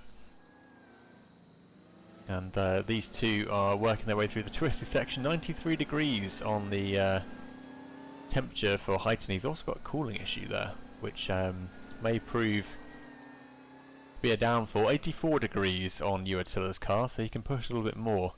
At the moment, it's Heitenen who leads these two up the hill.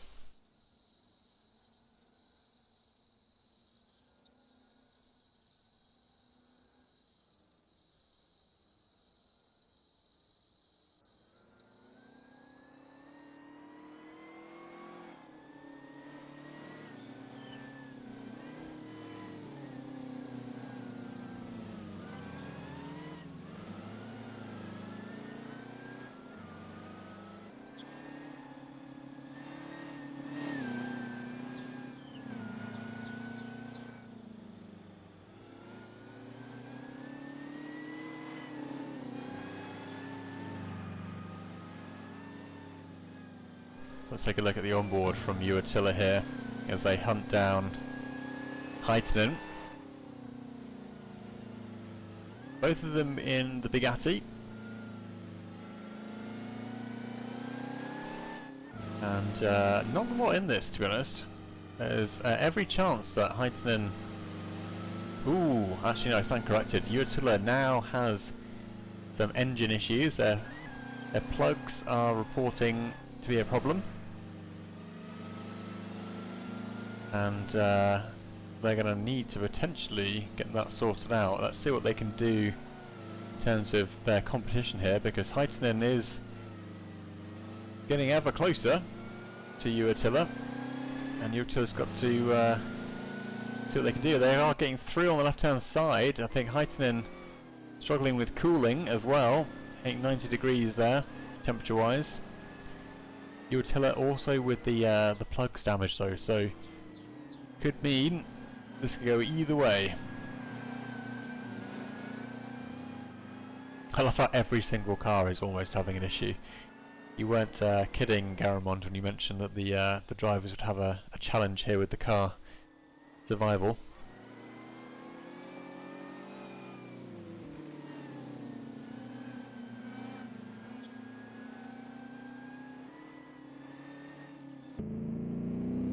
So Pelton is still going.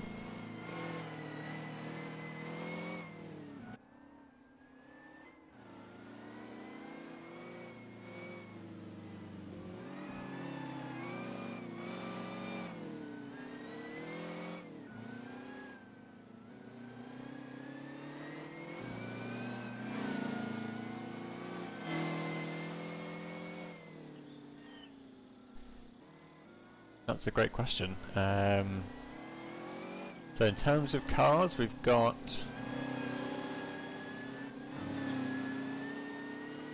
the Alfa Romeo 8C 2300 by Len Lu. Now that might be the only one.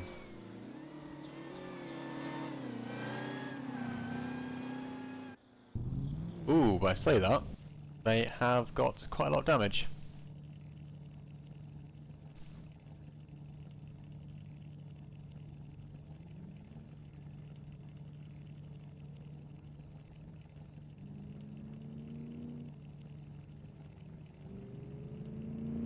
Nermi just coming past.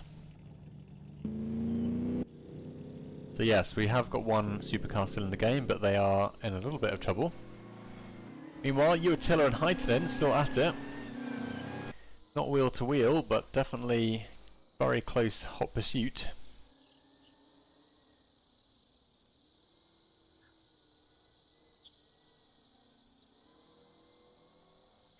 Ah, so Silvini has a gearbox failure. That's unfortunate. We are down to our last 13.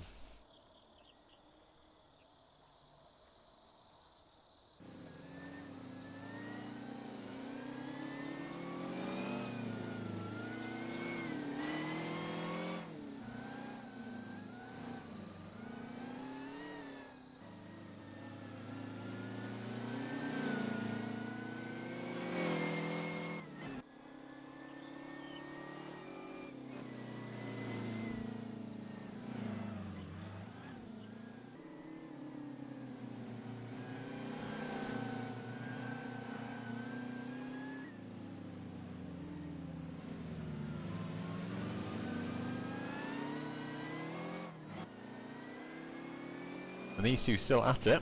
Attila leading by a small margin at the stage. Heitinen coming in close behind.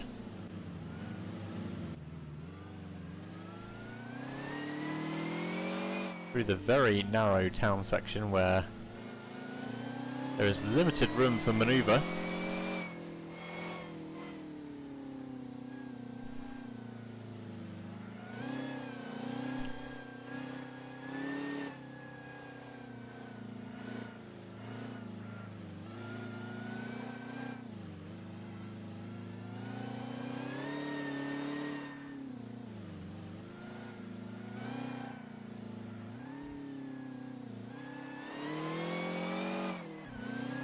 So Heitinen still has cooling damage, and Attila...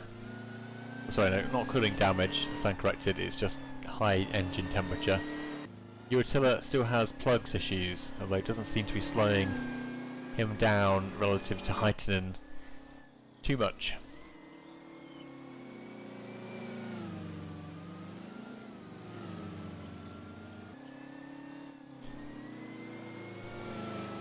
I hear you, Garamond. It's going to be interesting to see who can finish this.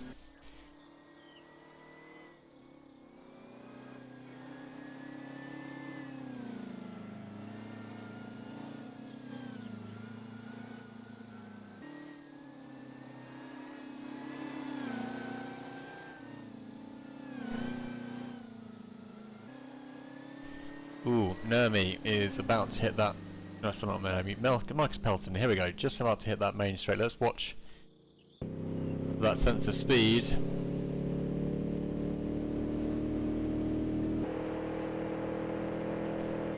As they rocket along in the 666.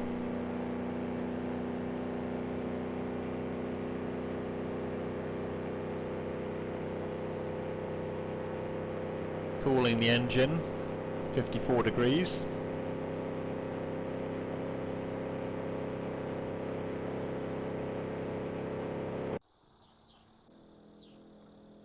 Now for that drive-by sound.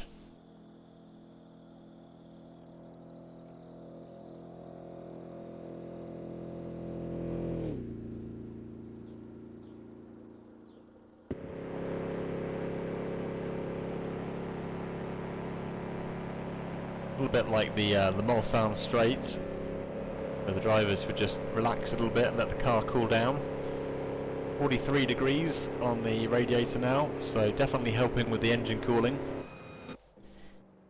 And Marcus Pelton looks to be the first driver to be on the way to closing out lap number 2.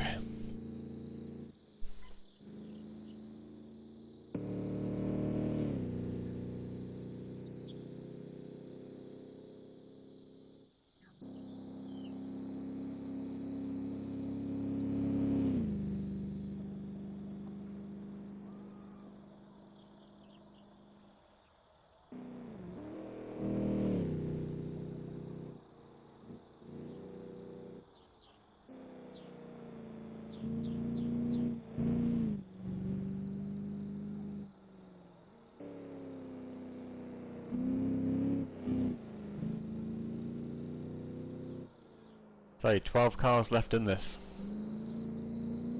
We've still got Korkiakuski. He is last place currently, although indicated as in 4th. But engine damage has been repaired. Fuel tank, sorry, not engine damage. Fuel tank has been repaired. Len Loon is unfortunately still worse for wear. I think they are struggling to get the car going again, and they might. Well, it looks like they're constantly at risk of falling through the track. But there's another car coming past. And now Len Loon is having a bit of an issue here. Not sure what's happening with that rear spare wheel. Can they get the engine... Well, can they get the wheel... I mean, I think they need to get the wheels fixed before they try to drive any further, but... They seem to be struggling a little bit there. Ah, so here's La. In a very unique looking car. The number 44 is the Audi. Nope. Similar logo, but it's definitely not an Audi.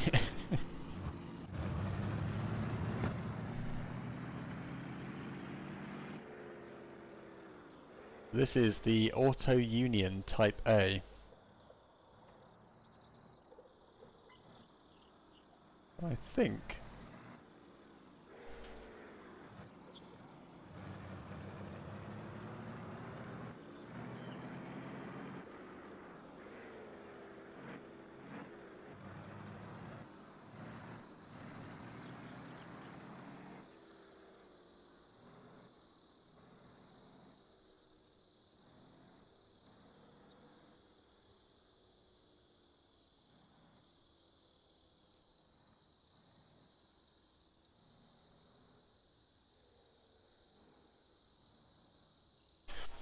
So Auto Union used to include manufacturers such as Audi, DKW, Horsch and Wanderer. And in 1932 they created the Auto Union, and I think in modern day times it's now just simply known as Audi.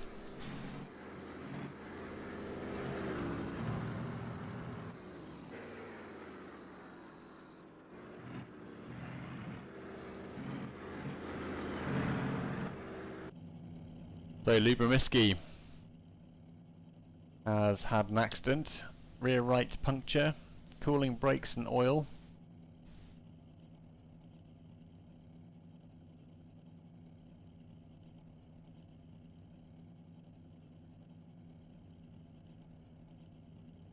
You can hear another car coming.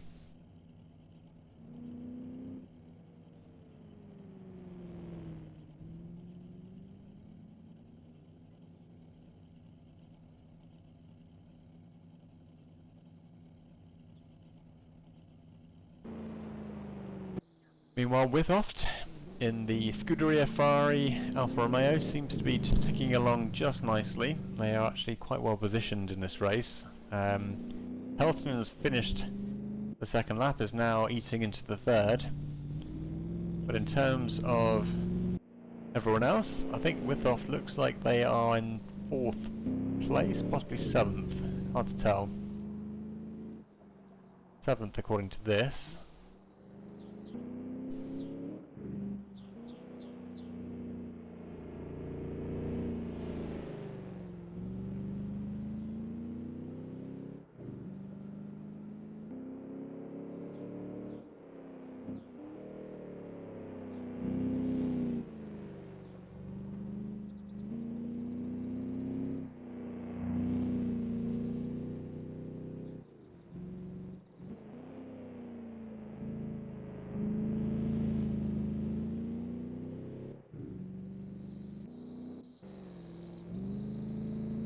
Meanwhile, Nurmi has been making up some ground since we last checked in on them. Quite a bit apart from Peltonen, their teammate, but nonetheless no damage and continuing strongly.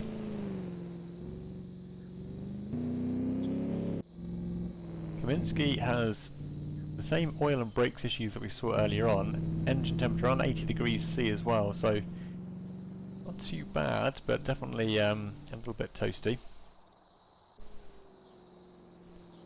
Yeah, Heitinen has gone. I didn't see the incident in question though, and they seem to have logged from the server. Uatilla though carries on unperturbed.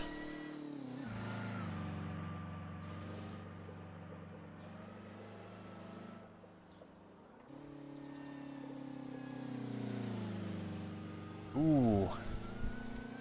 So Uatilla has had an accident. You can see cooling, brakes, plugs, fuel tank and body damage now. Thankfully they're not too far away from the pits. Yeah, Peltonen is cooking on something entirely different. They are absolutely flying.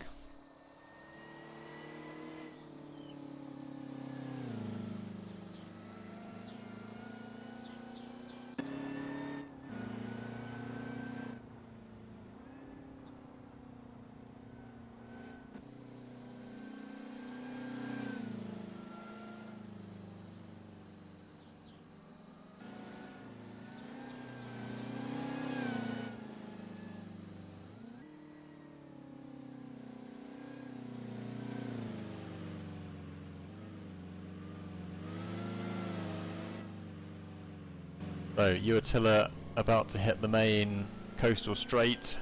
That will bring them back to the pits where they can afford themselves an opportunity to repair some of the damage they've taken on.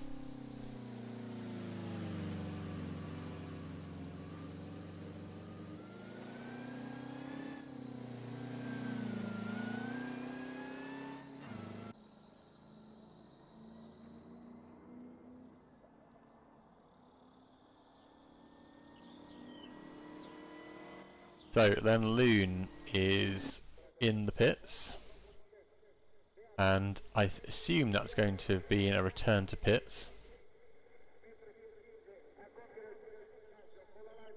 and that might mean they're going to disconnect shortly. Lubomyski still going. Kaminsky is still going as well.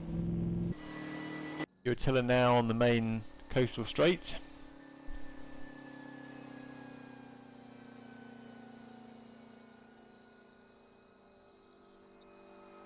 And I suspect they'll be heading into the pits once they can get to it.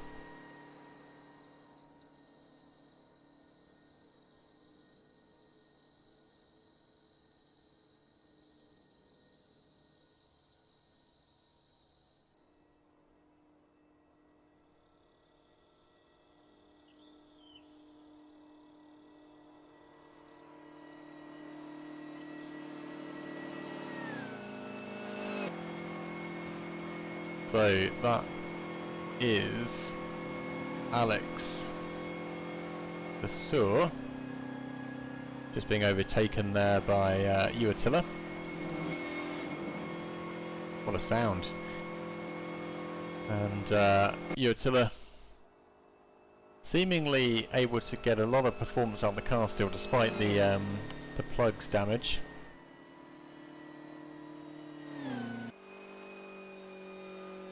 Let's see what they do when they come back to the pits.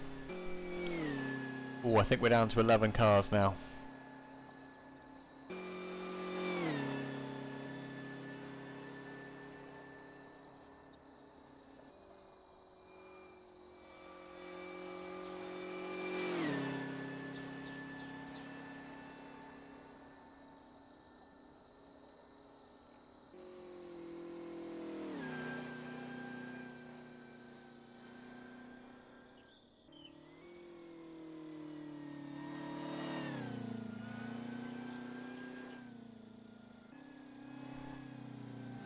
Uatila easing the car around the last few corners, and they'll be making their way back to the pits at the earliest opportunity, or pit lane. Not sure if they're actually going to go to the pits, but I would suspect with a lineup of damage like that they might be tempted, given it's a 72-kilometre trip, to find out if you needed to go to the pits. And a lot of regret if you don't take the opportunity. Car seems to be running pretty well though, all things considered.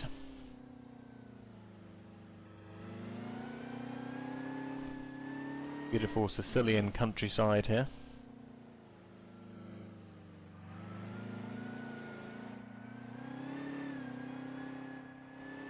Got to be careful not to get a bit too overzealous on the throttle.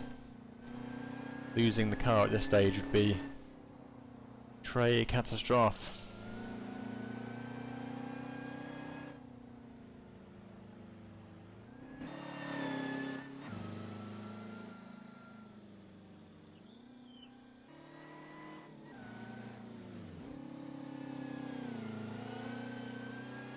I think they're almost there. Quite deceptive on a map this large. You think you're quite close to something on the map, but you're actually probably like a kilometre away still.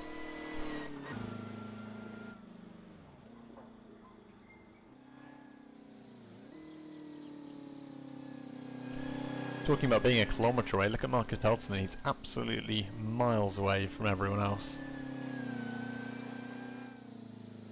There we go. Here's the pit lane. And Uatila is coming in. There we go. Time for some well-earned repairs.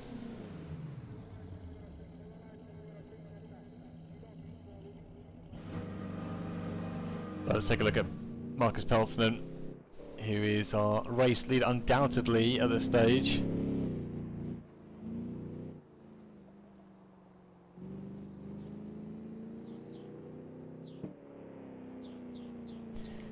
So Garamond, how much more time's left in the race? You said it was a timed race, or is it on the completion of the third lap?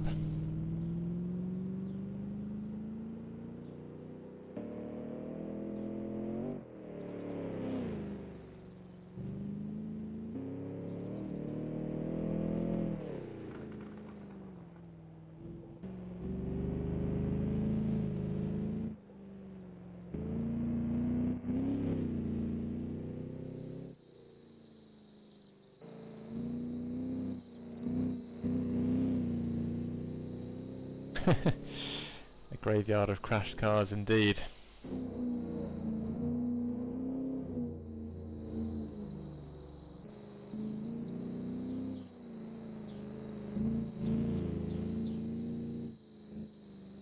Okay, so yeah, on the completion of the third lap, Marcus Pelton will be the race leader and winner.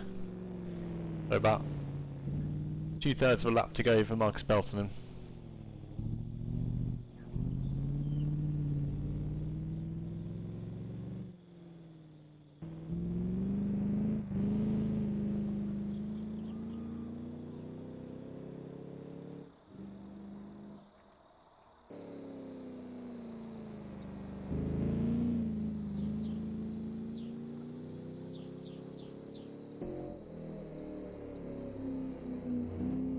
They're down to 10 drivers now.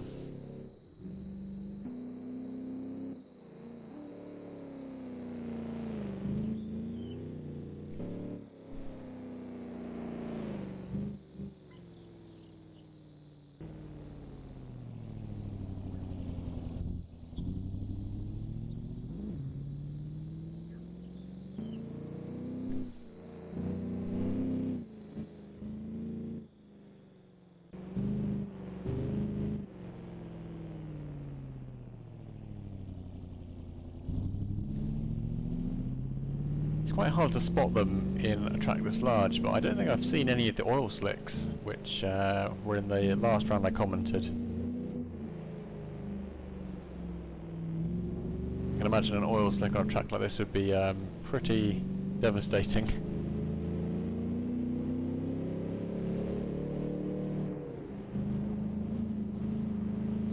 Marcus definitely seems to have a level of confidence at the circuit in this car that the other drivers may be struggling to match.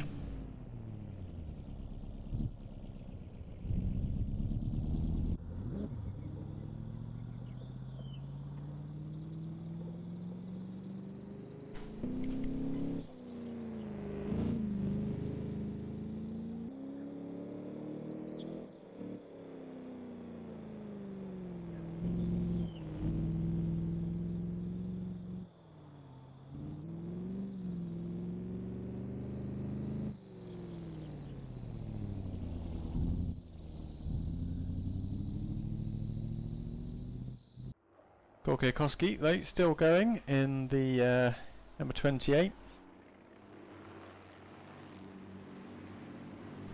Last lap with a 44 minutes compared to Marcus Pelton, which was a 41. Not actually that much in it, to be honest. Naomi was a 41.5. Yotilla on a 44.36. They still have the plugs damaged, but they've decided it's not serious enough to stop, so they are carrying on.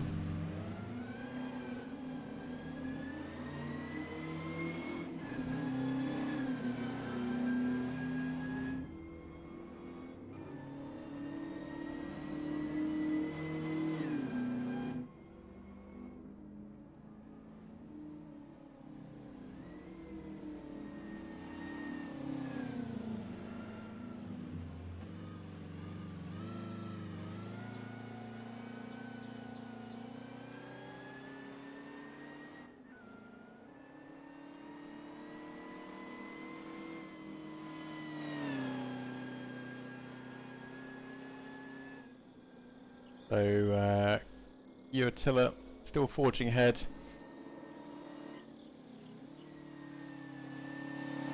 I think they're the P2 position. Naomi has got a little bit of company here. They've got one car ahead and one car behind. It looks like Withoft ahead in the Scuderia Ferrari. And then Naomi has also got... not Kaminsky. Who is it going to be?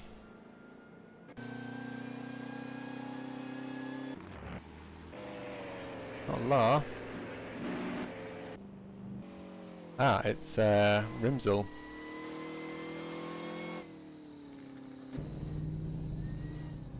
The Nermi's just coming up on the rear of Withoft now. Let's see what we have in the way of a battle.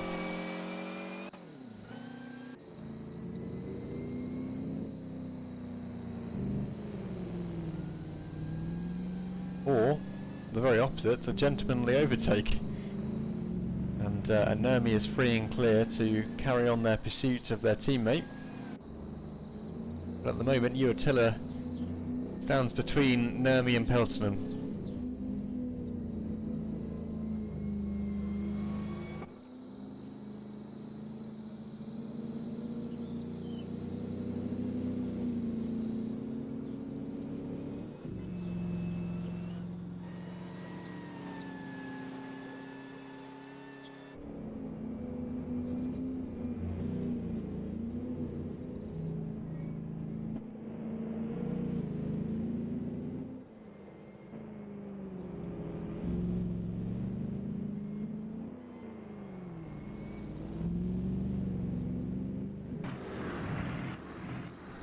So La just coming up to the end of their lap.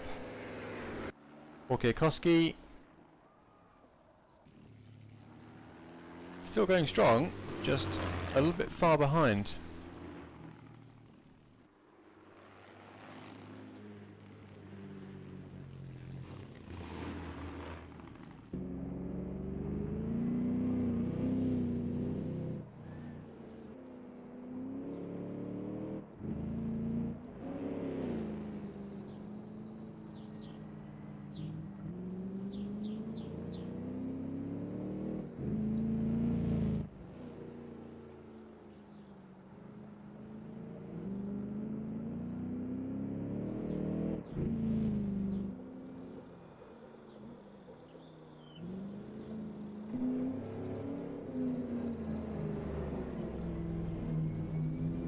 No particularly close battles unfolding on the track at present.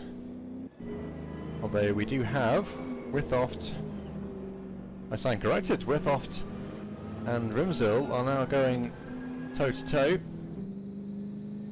Will we see the same gentlemanly overtake permitted here?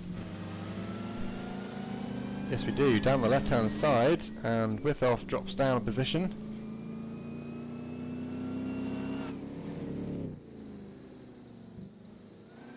And Rimzil, Galimsy enough, moves up one position, but they might have just overcooked it, and that gives them an opportunity to Withoft to come back fighting.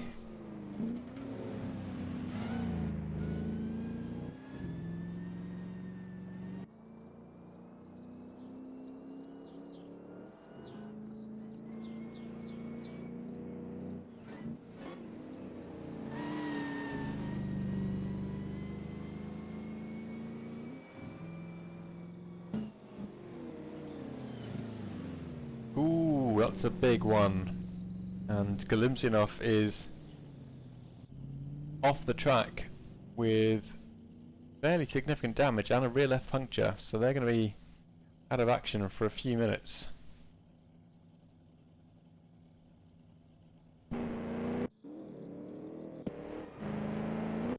While Nermi now on the hunt for Uatilla. Uatilla still going strong. The plug's damage doesn't seem to be causing too much of a headache.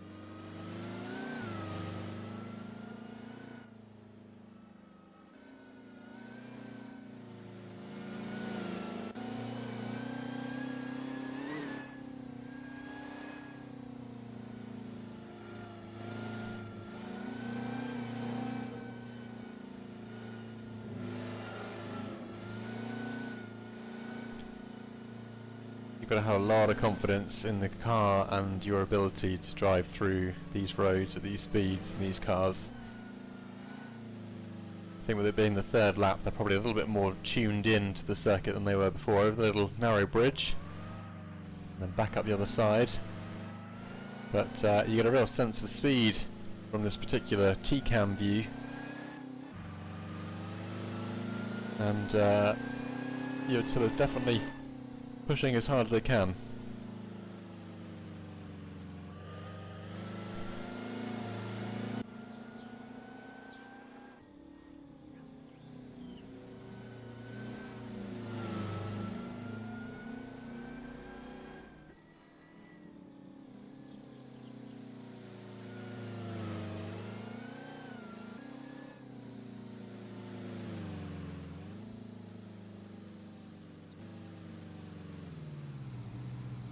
Oh no, a little bit of a scrape there for Utilla, but thankfully nothing serious by the looks of it.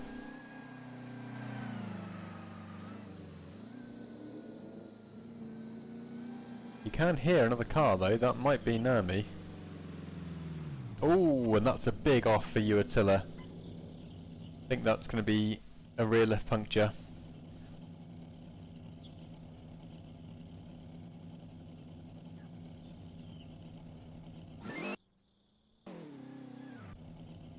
And now they've got the risk here of being in the way, but also Nurmi coming up, and there's Nurmi now. Ooh, moving at a risky moment there, but Nurmi's through to P2. And I think we just lost another driver.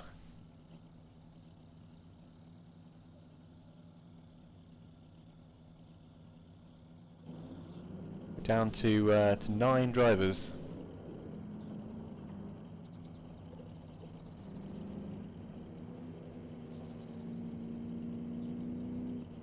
So Withoft will be next. Now there they go.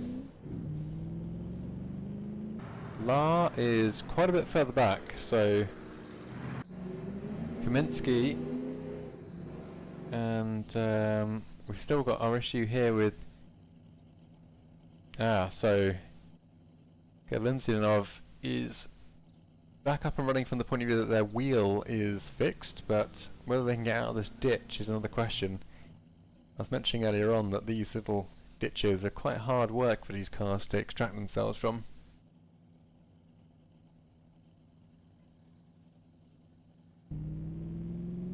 Meanwhile, Marcus Peltonen still proceeding unimpeded.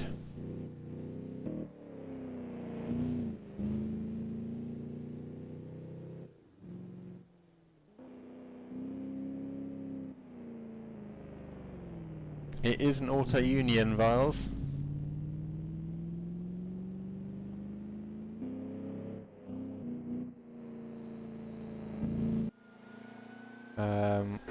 It's this one, La.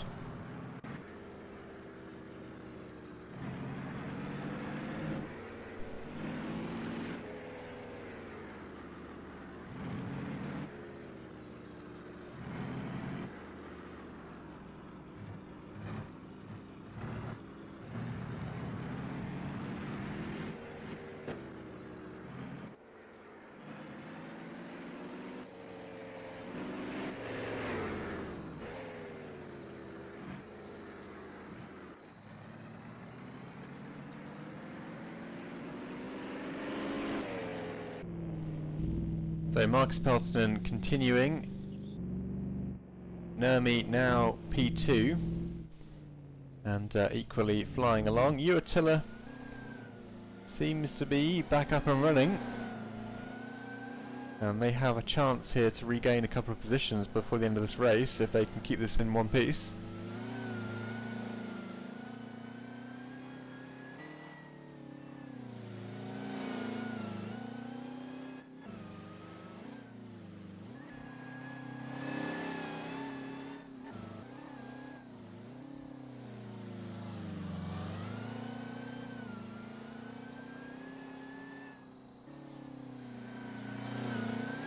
Let's see what Carey can do with their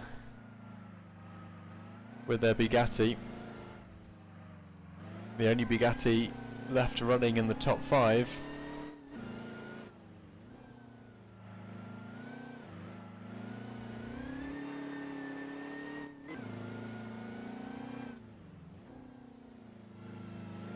So easy to misjudge one of these corners and think you're going into a gentle left-hander, and it turns out to be a much tighter corner.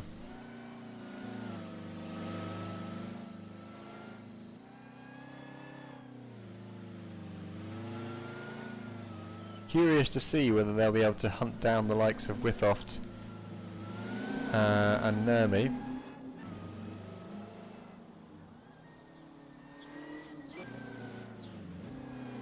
I think one thing's for certain, unless your name's Marcus Peltonen, you're not winning this race.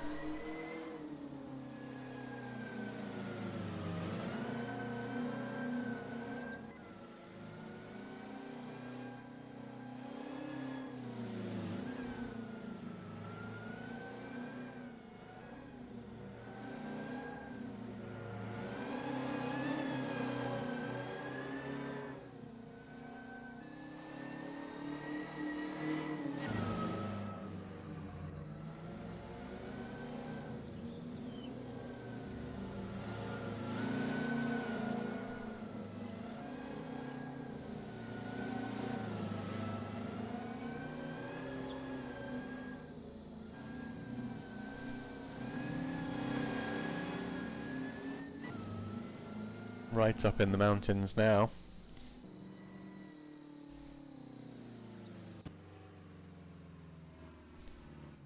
Carefully navigating some of the steeper uphill hairpins.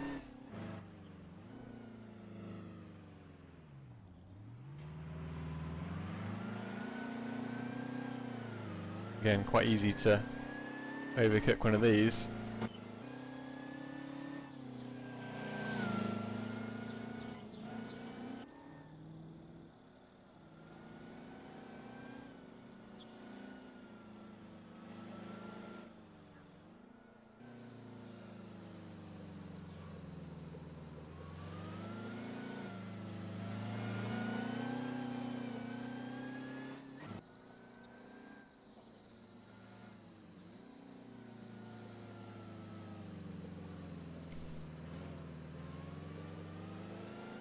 So we're coming down to that little bridge now, I think.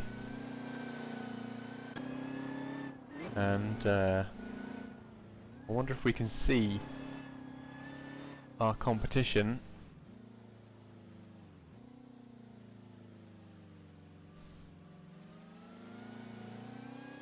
Any further ahead, because Uatilla is probably a little way off catching up with Oft, but I know the track does come down to a bridge and they will loop back, and you might get an opportunity to see how far ahead they are. It's quite hard on this track to see exactly where everyone is. Only getting a sense of the scale of the circuit.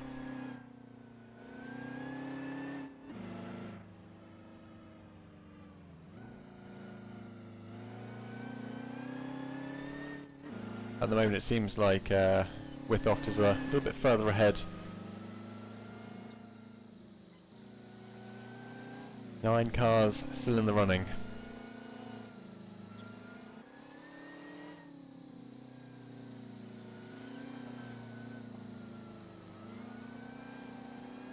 Heitinen has rejoined momentarily, but then gone again.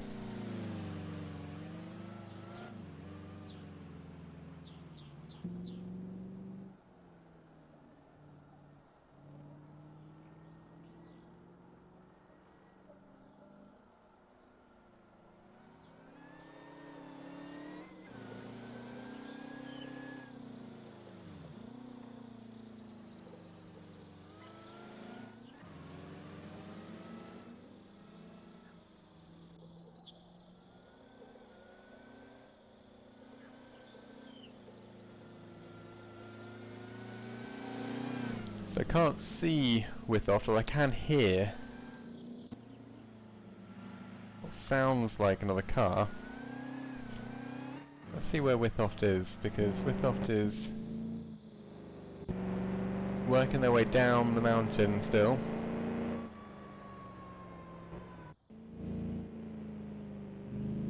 Can't quite see, but let's just look for a noticeable part of the circuit which I'll be able to then use as a timing reference for Attila. So let's use that little road up there.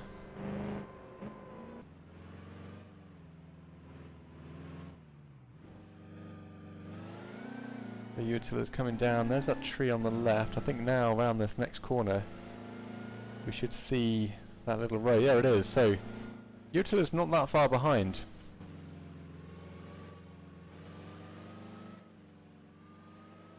There's an opportunity here for them to catch up, and now we're getting a slightly larger camera angle.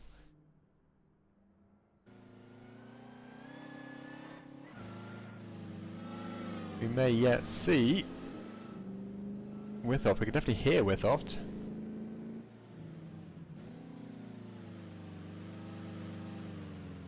Okay, so here's the hairpin.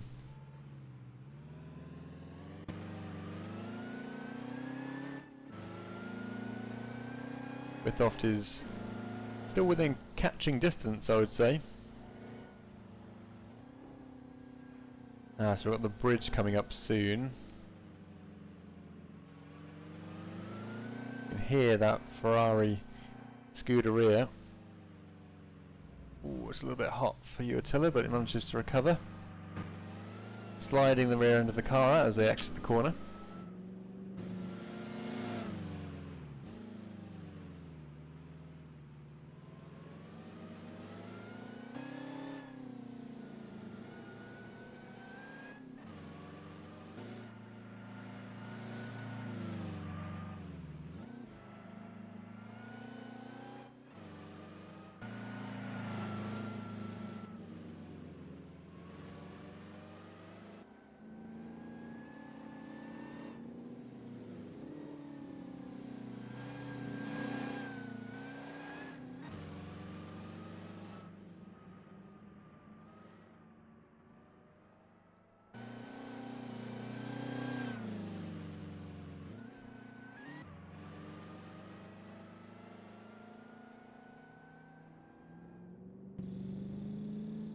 Can't see the Ferrari yet, but we can still hear it.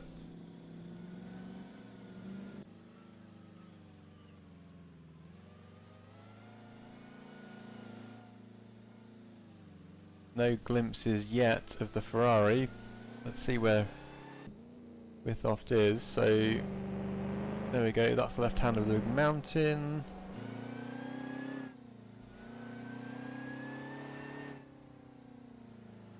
And here's that same corner now, so a few seconds behind still, but I think getting closer.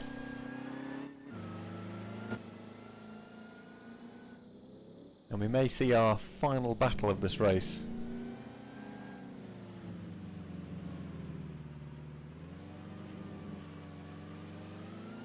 As long as Attila here doesn't make any mistakes.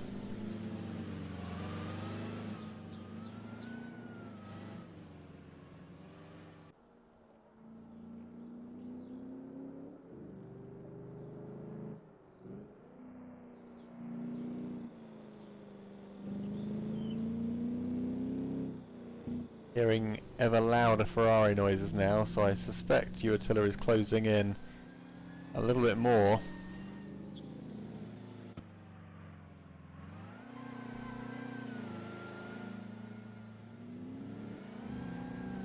So they're literally just round that corner up the hill. I think Attila knows that, putting the foot down, getting the wheels spinning as they push their Bugatti to catch up with this Ferrari. No time for taking in the view, gotta stay focused.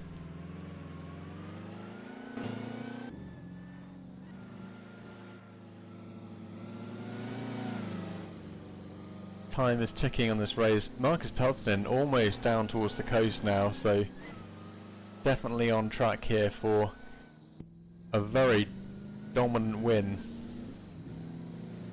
But I'm really curious to see what happens between carry you, Attila and David Withoff, because they're going to be fighting for the... Is it David or Daniel? It's Daniel. I've been saying that wrong for ages now. Fantastic. Let's see who wins out of these two for the third spot on the podium.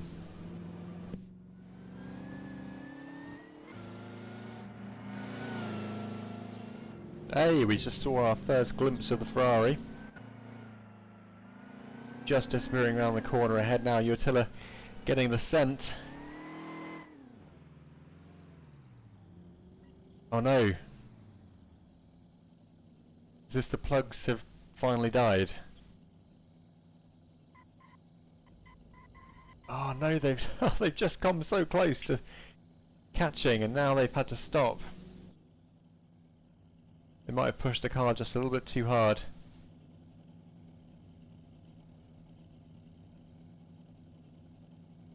And Withoft is fine except for temperature, 95 degrees, but no engine issues as yet. Attila, who just got a close touching distance, now has to wait, and they are trying to get going again. That was a puncture. That is such bad timing. There's still time. I mean, there's a lot of track left, and look, it's the rear right. Although Attila's going to try and push.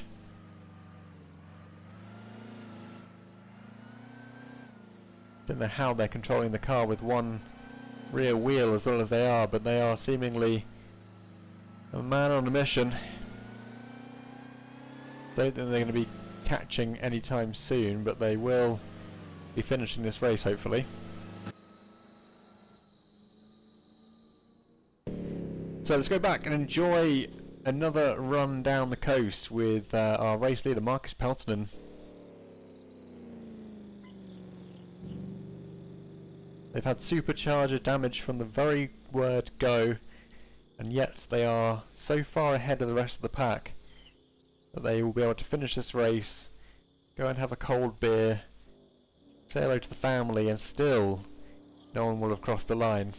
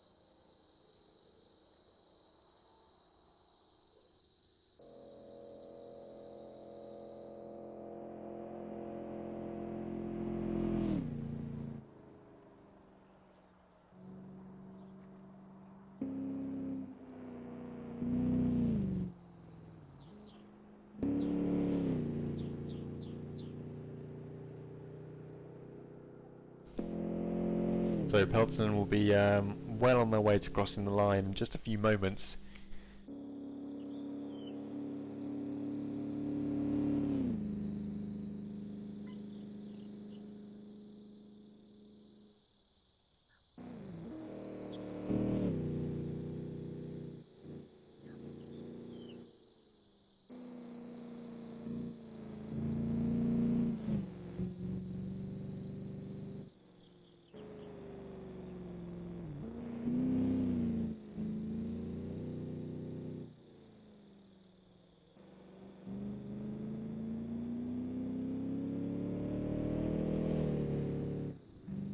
Let's stay with Marcus until they cross the line.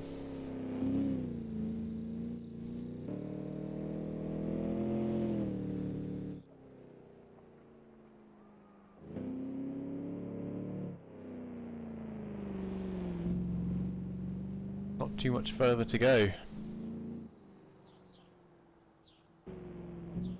Heitonen's rejoined the session and they're left again.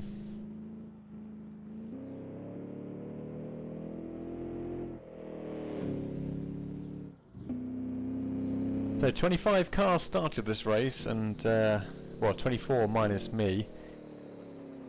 Looks like 9 may finish it.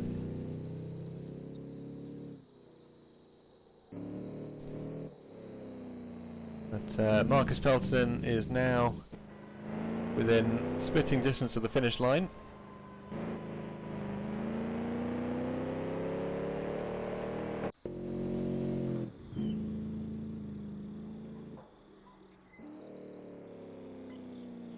There's a sign for Messina. We should start seeing the Shell signs on the side of the road momentarily. And there they are. Marcus Pelton crosses the line to end the race after an extremely well run race. Supercharged damage at the beginning of the race seemed to spell disaster, having started in 23rd position. But that wasn't going to stop Marcus, it seems, and they've dragged their car all the way to the first spot with a good healthy margin. Naomi, their co-driver, not co-driver, teammate, I should stand corrected, is now well on their way to second place in this race.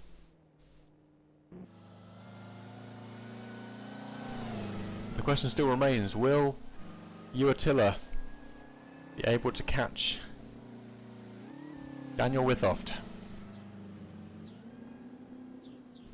Withoft is just coming through the town now. How much further behind is Uatilla?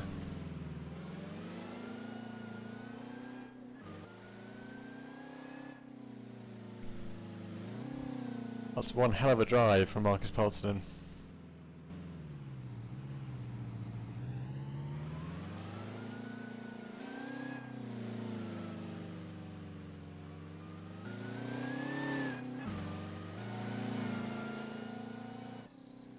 So Uatilla is a good margin behind Withoft at this stage, and there's not a huge amount of track left. Once you get onto that main straight, it does cut down the amount of time you've got left quite considerably.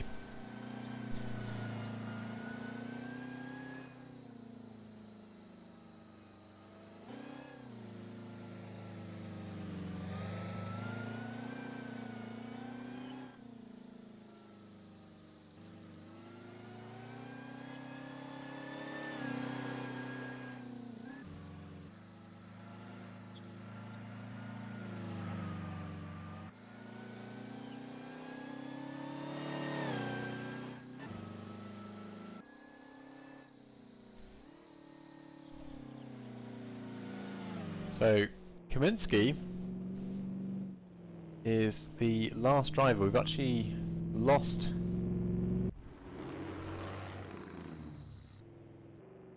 we lost Korkiakowski, but we haven't. He's actually just ahead of Kaminsky at this stage. So Korkiakowski in the number 28, about a third of the way through the final lap.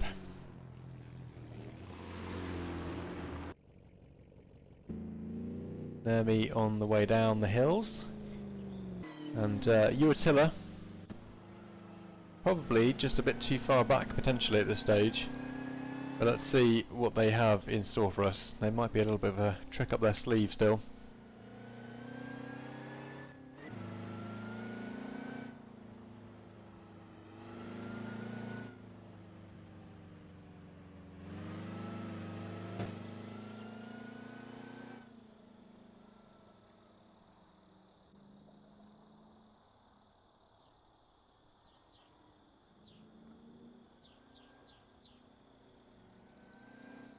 You can hear a little bit of the Ferrari in the distance there, but definitely a little bit further away than we saw last time. Just such unfortunate timing to watch Uatilla close that gap for so long, and then just as they got to the point where they could actually challenge for an overtake, they were subjected to a very unfair rear puncture.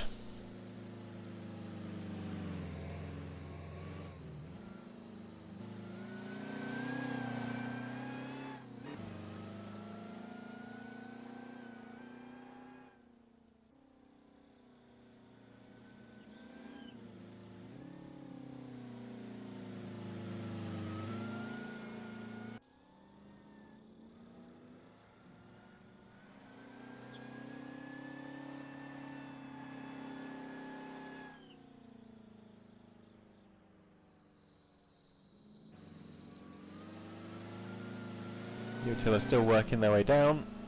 Let's see how far the gap is at this stage, because we're not getting much information there. So definitely the old-fashioned way. So Withoft has just come through the line of trees, and Uatilla is where in relation to those?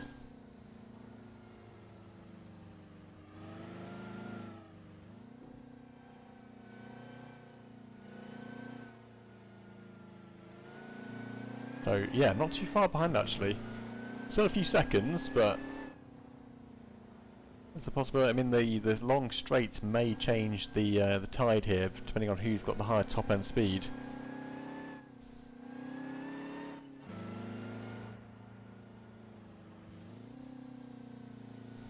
Somewhere down there is a Ferrari.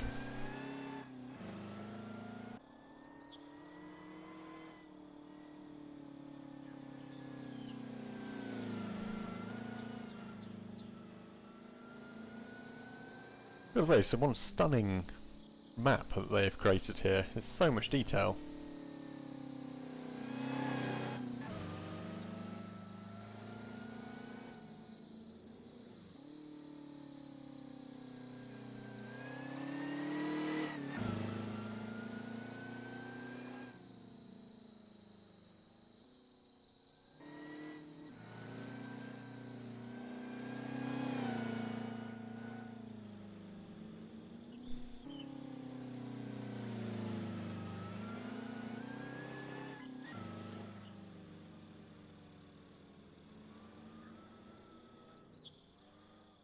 Will we see a glimpse of a Ferrari in the distance? Ah, yes we do. Quite far ahead, but we are seeing them in the same camera shot, and that says a lot. On a track that's 72 kilometers long, you've driven 3 laps of it. Being that close definitely means something.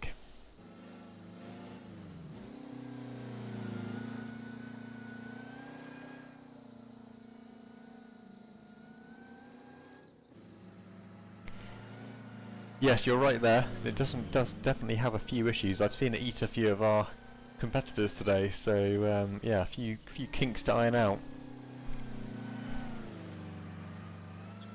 Oh no! Very well saved there from Uatilla. I thought that was game over again. So, will the Bugatti have the top end speed to catch this Ferrari down the main straight along the coast? That is the question. They have a chance here still to recoup the position. Just a question of how much speed differential there is. If the Ferrari is remotely quicker or even the same speed, this is not going to end well for Uatilla. So Withoft is just turning around that corner.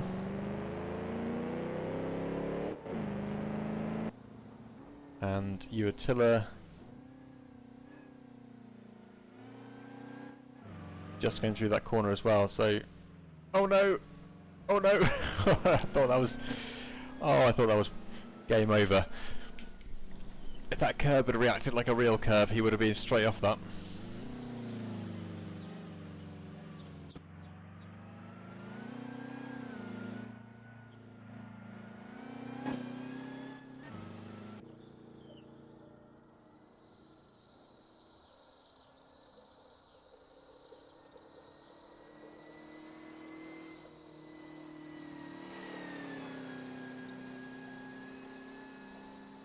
So onto the main straight we go, and there is the Ferrari. So let's see what happens now.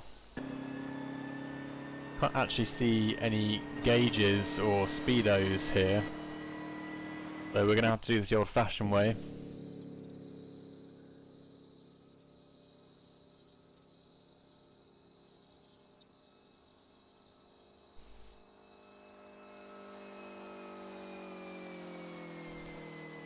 Still quite a large gap between these two, and even with the top end speed boost, I'm not sure if that's going to be enough. The Ferrari does seem to be stepping away ever so slightly if I'm reading the map correctly.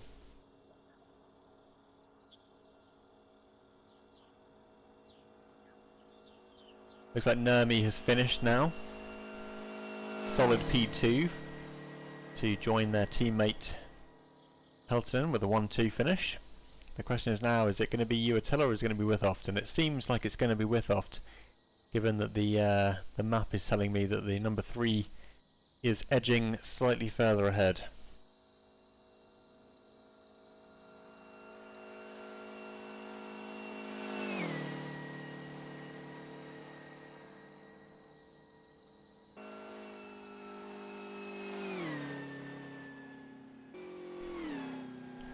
It does seem like the Bugatti is a little bit down on power compared to the Ferrari, as per the comments from Danny.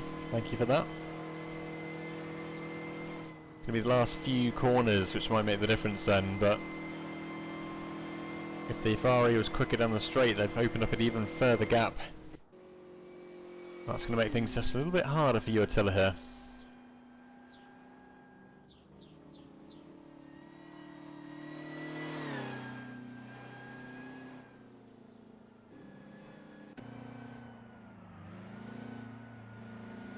Now, the Ferrari, driven by Daniel Withoft, may be thinking now's the time to take things a little bit easy to secure that third place, whereas Uatilla has got everything to play for here. It's his race to lose.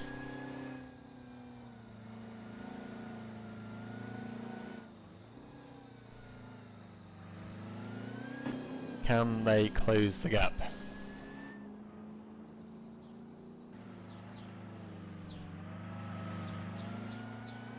The optimist in me would love to see that happen, but the pessimist thinks that it's just too close to that finish line.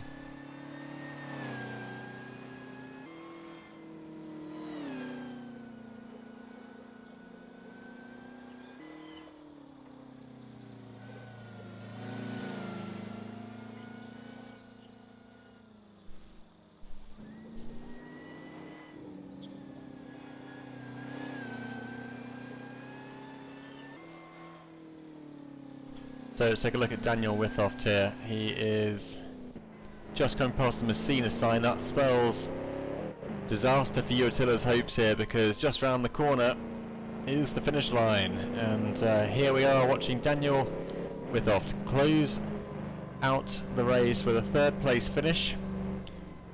Last spot of the podium now reserved, and Uatilla comes over the line just mere moments behind for a P4 finish.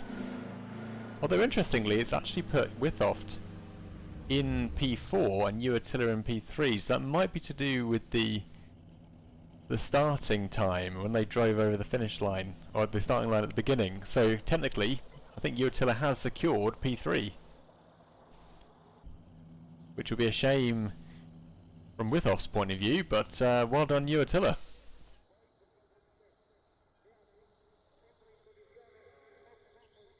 What a change of events. Now I'm going to have a hard time telling who's finished where now, because people are leaving the server. But I think technically from what I saw there, Uatilla may have snuck through there.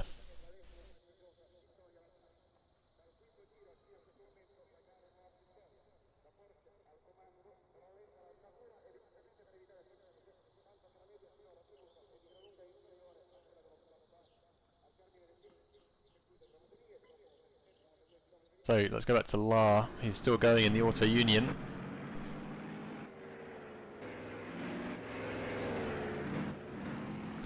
Yeah, we'll have to let Garamond total up the finishing positions after the fact, and the official results will be released and explain who's finished where.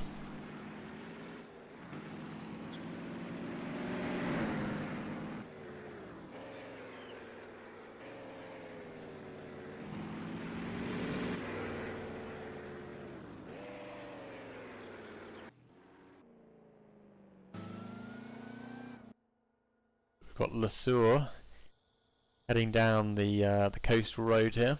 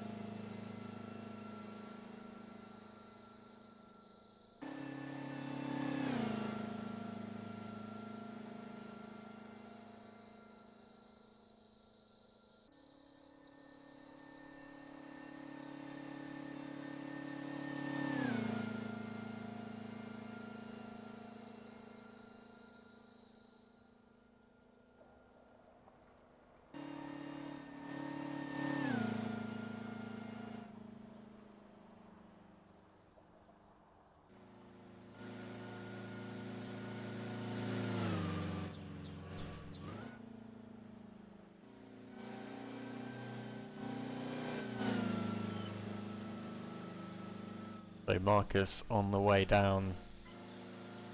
Not Marcus, sorry, what am I saying? Alex on the way down to the finish line now.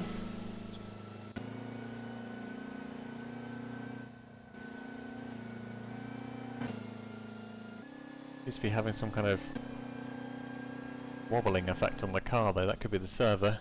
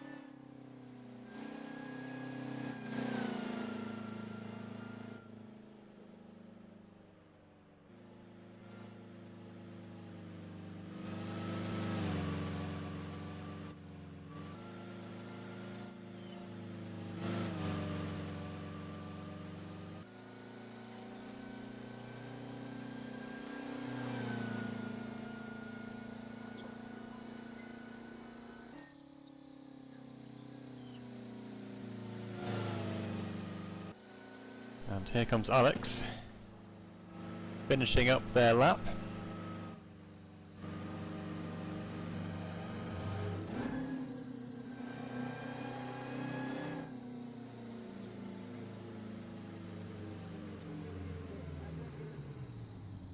And there we have it. Alex finishes the race.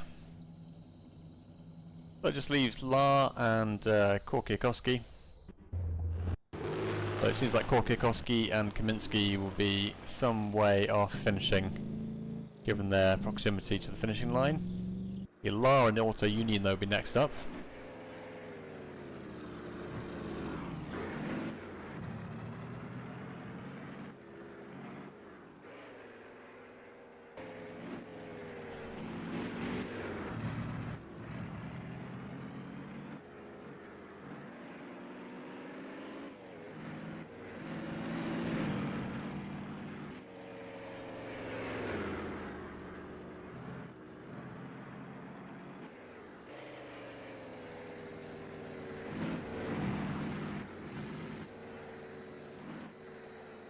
And there we have it.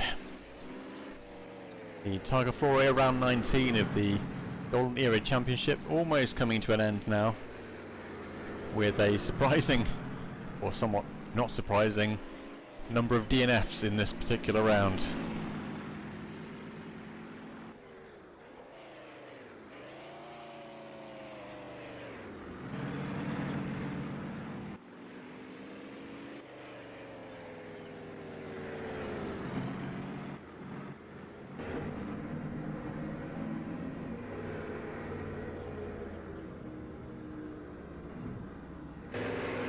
And there we have it. La has finished. Looks like they're driving on keyboard, as we saw in chat earlier on. So impressive drive from La to handle one of these cars on keyboard. But there we go. I think that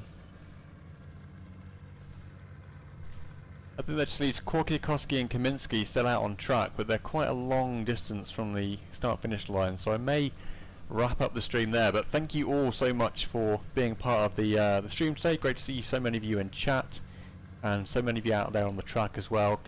Again, once again, big thanks to Garamond for organising the events and having me on to the commentary. Much appreciated. Hope you all enjoyed the racing today, and catch you on the next one when we reconvene for round 20.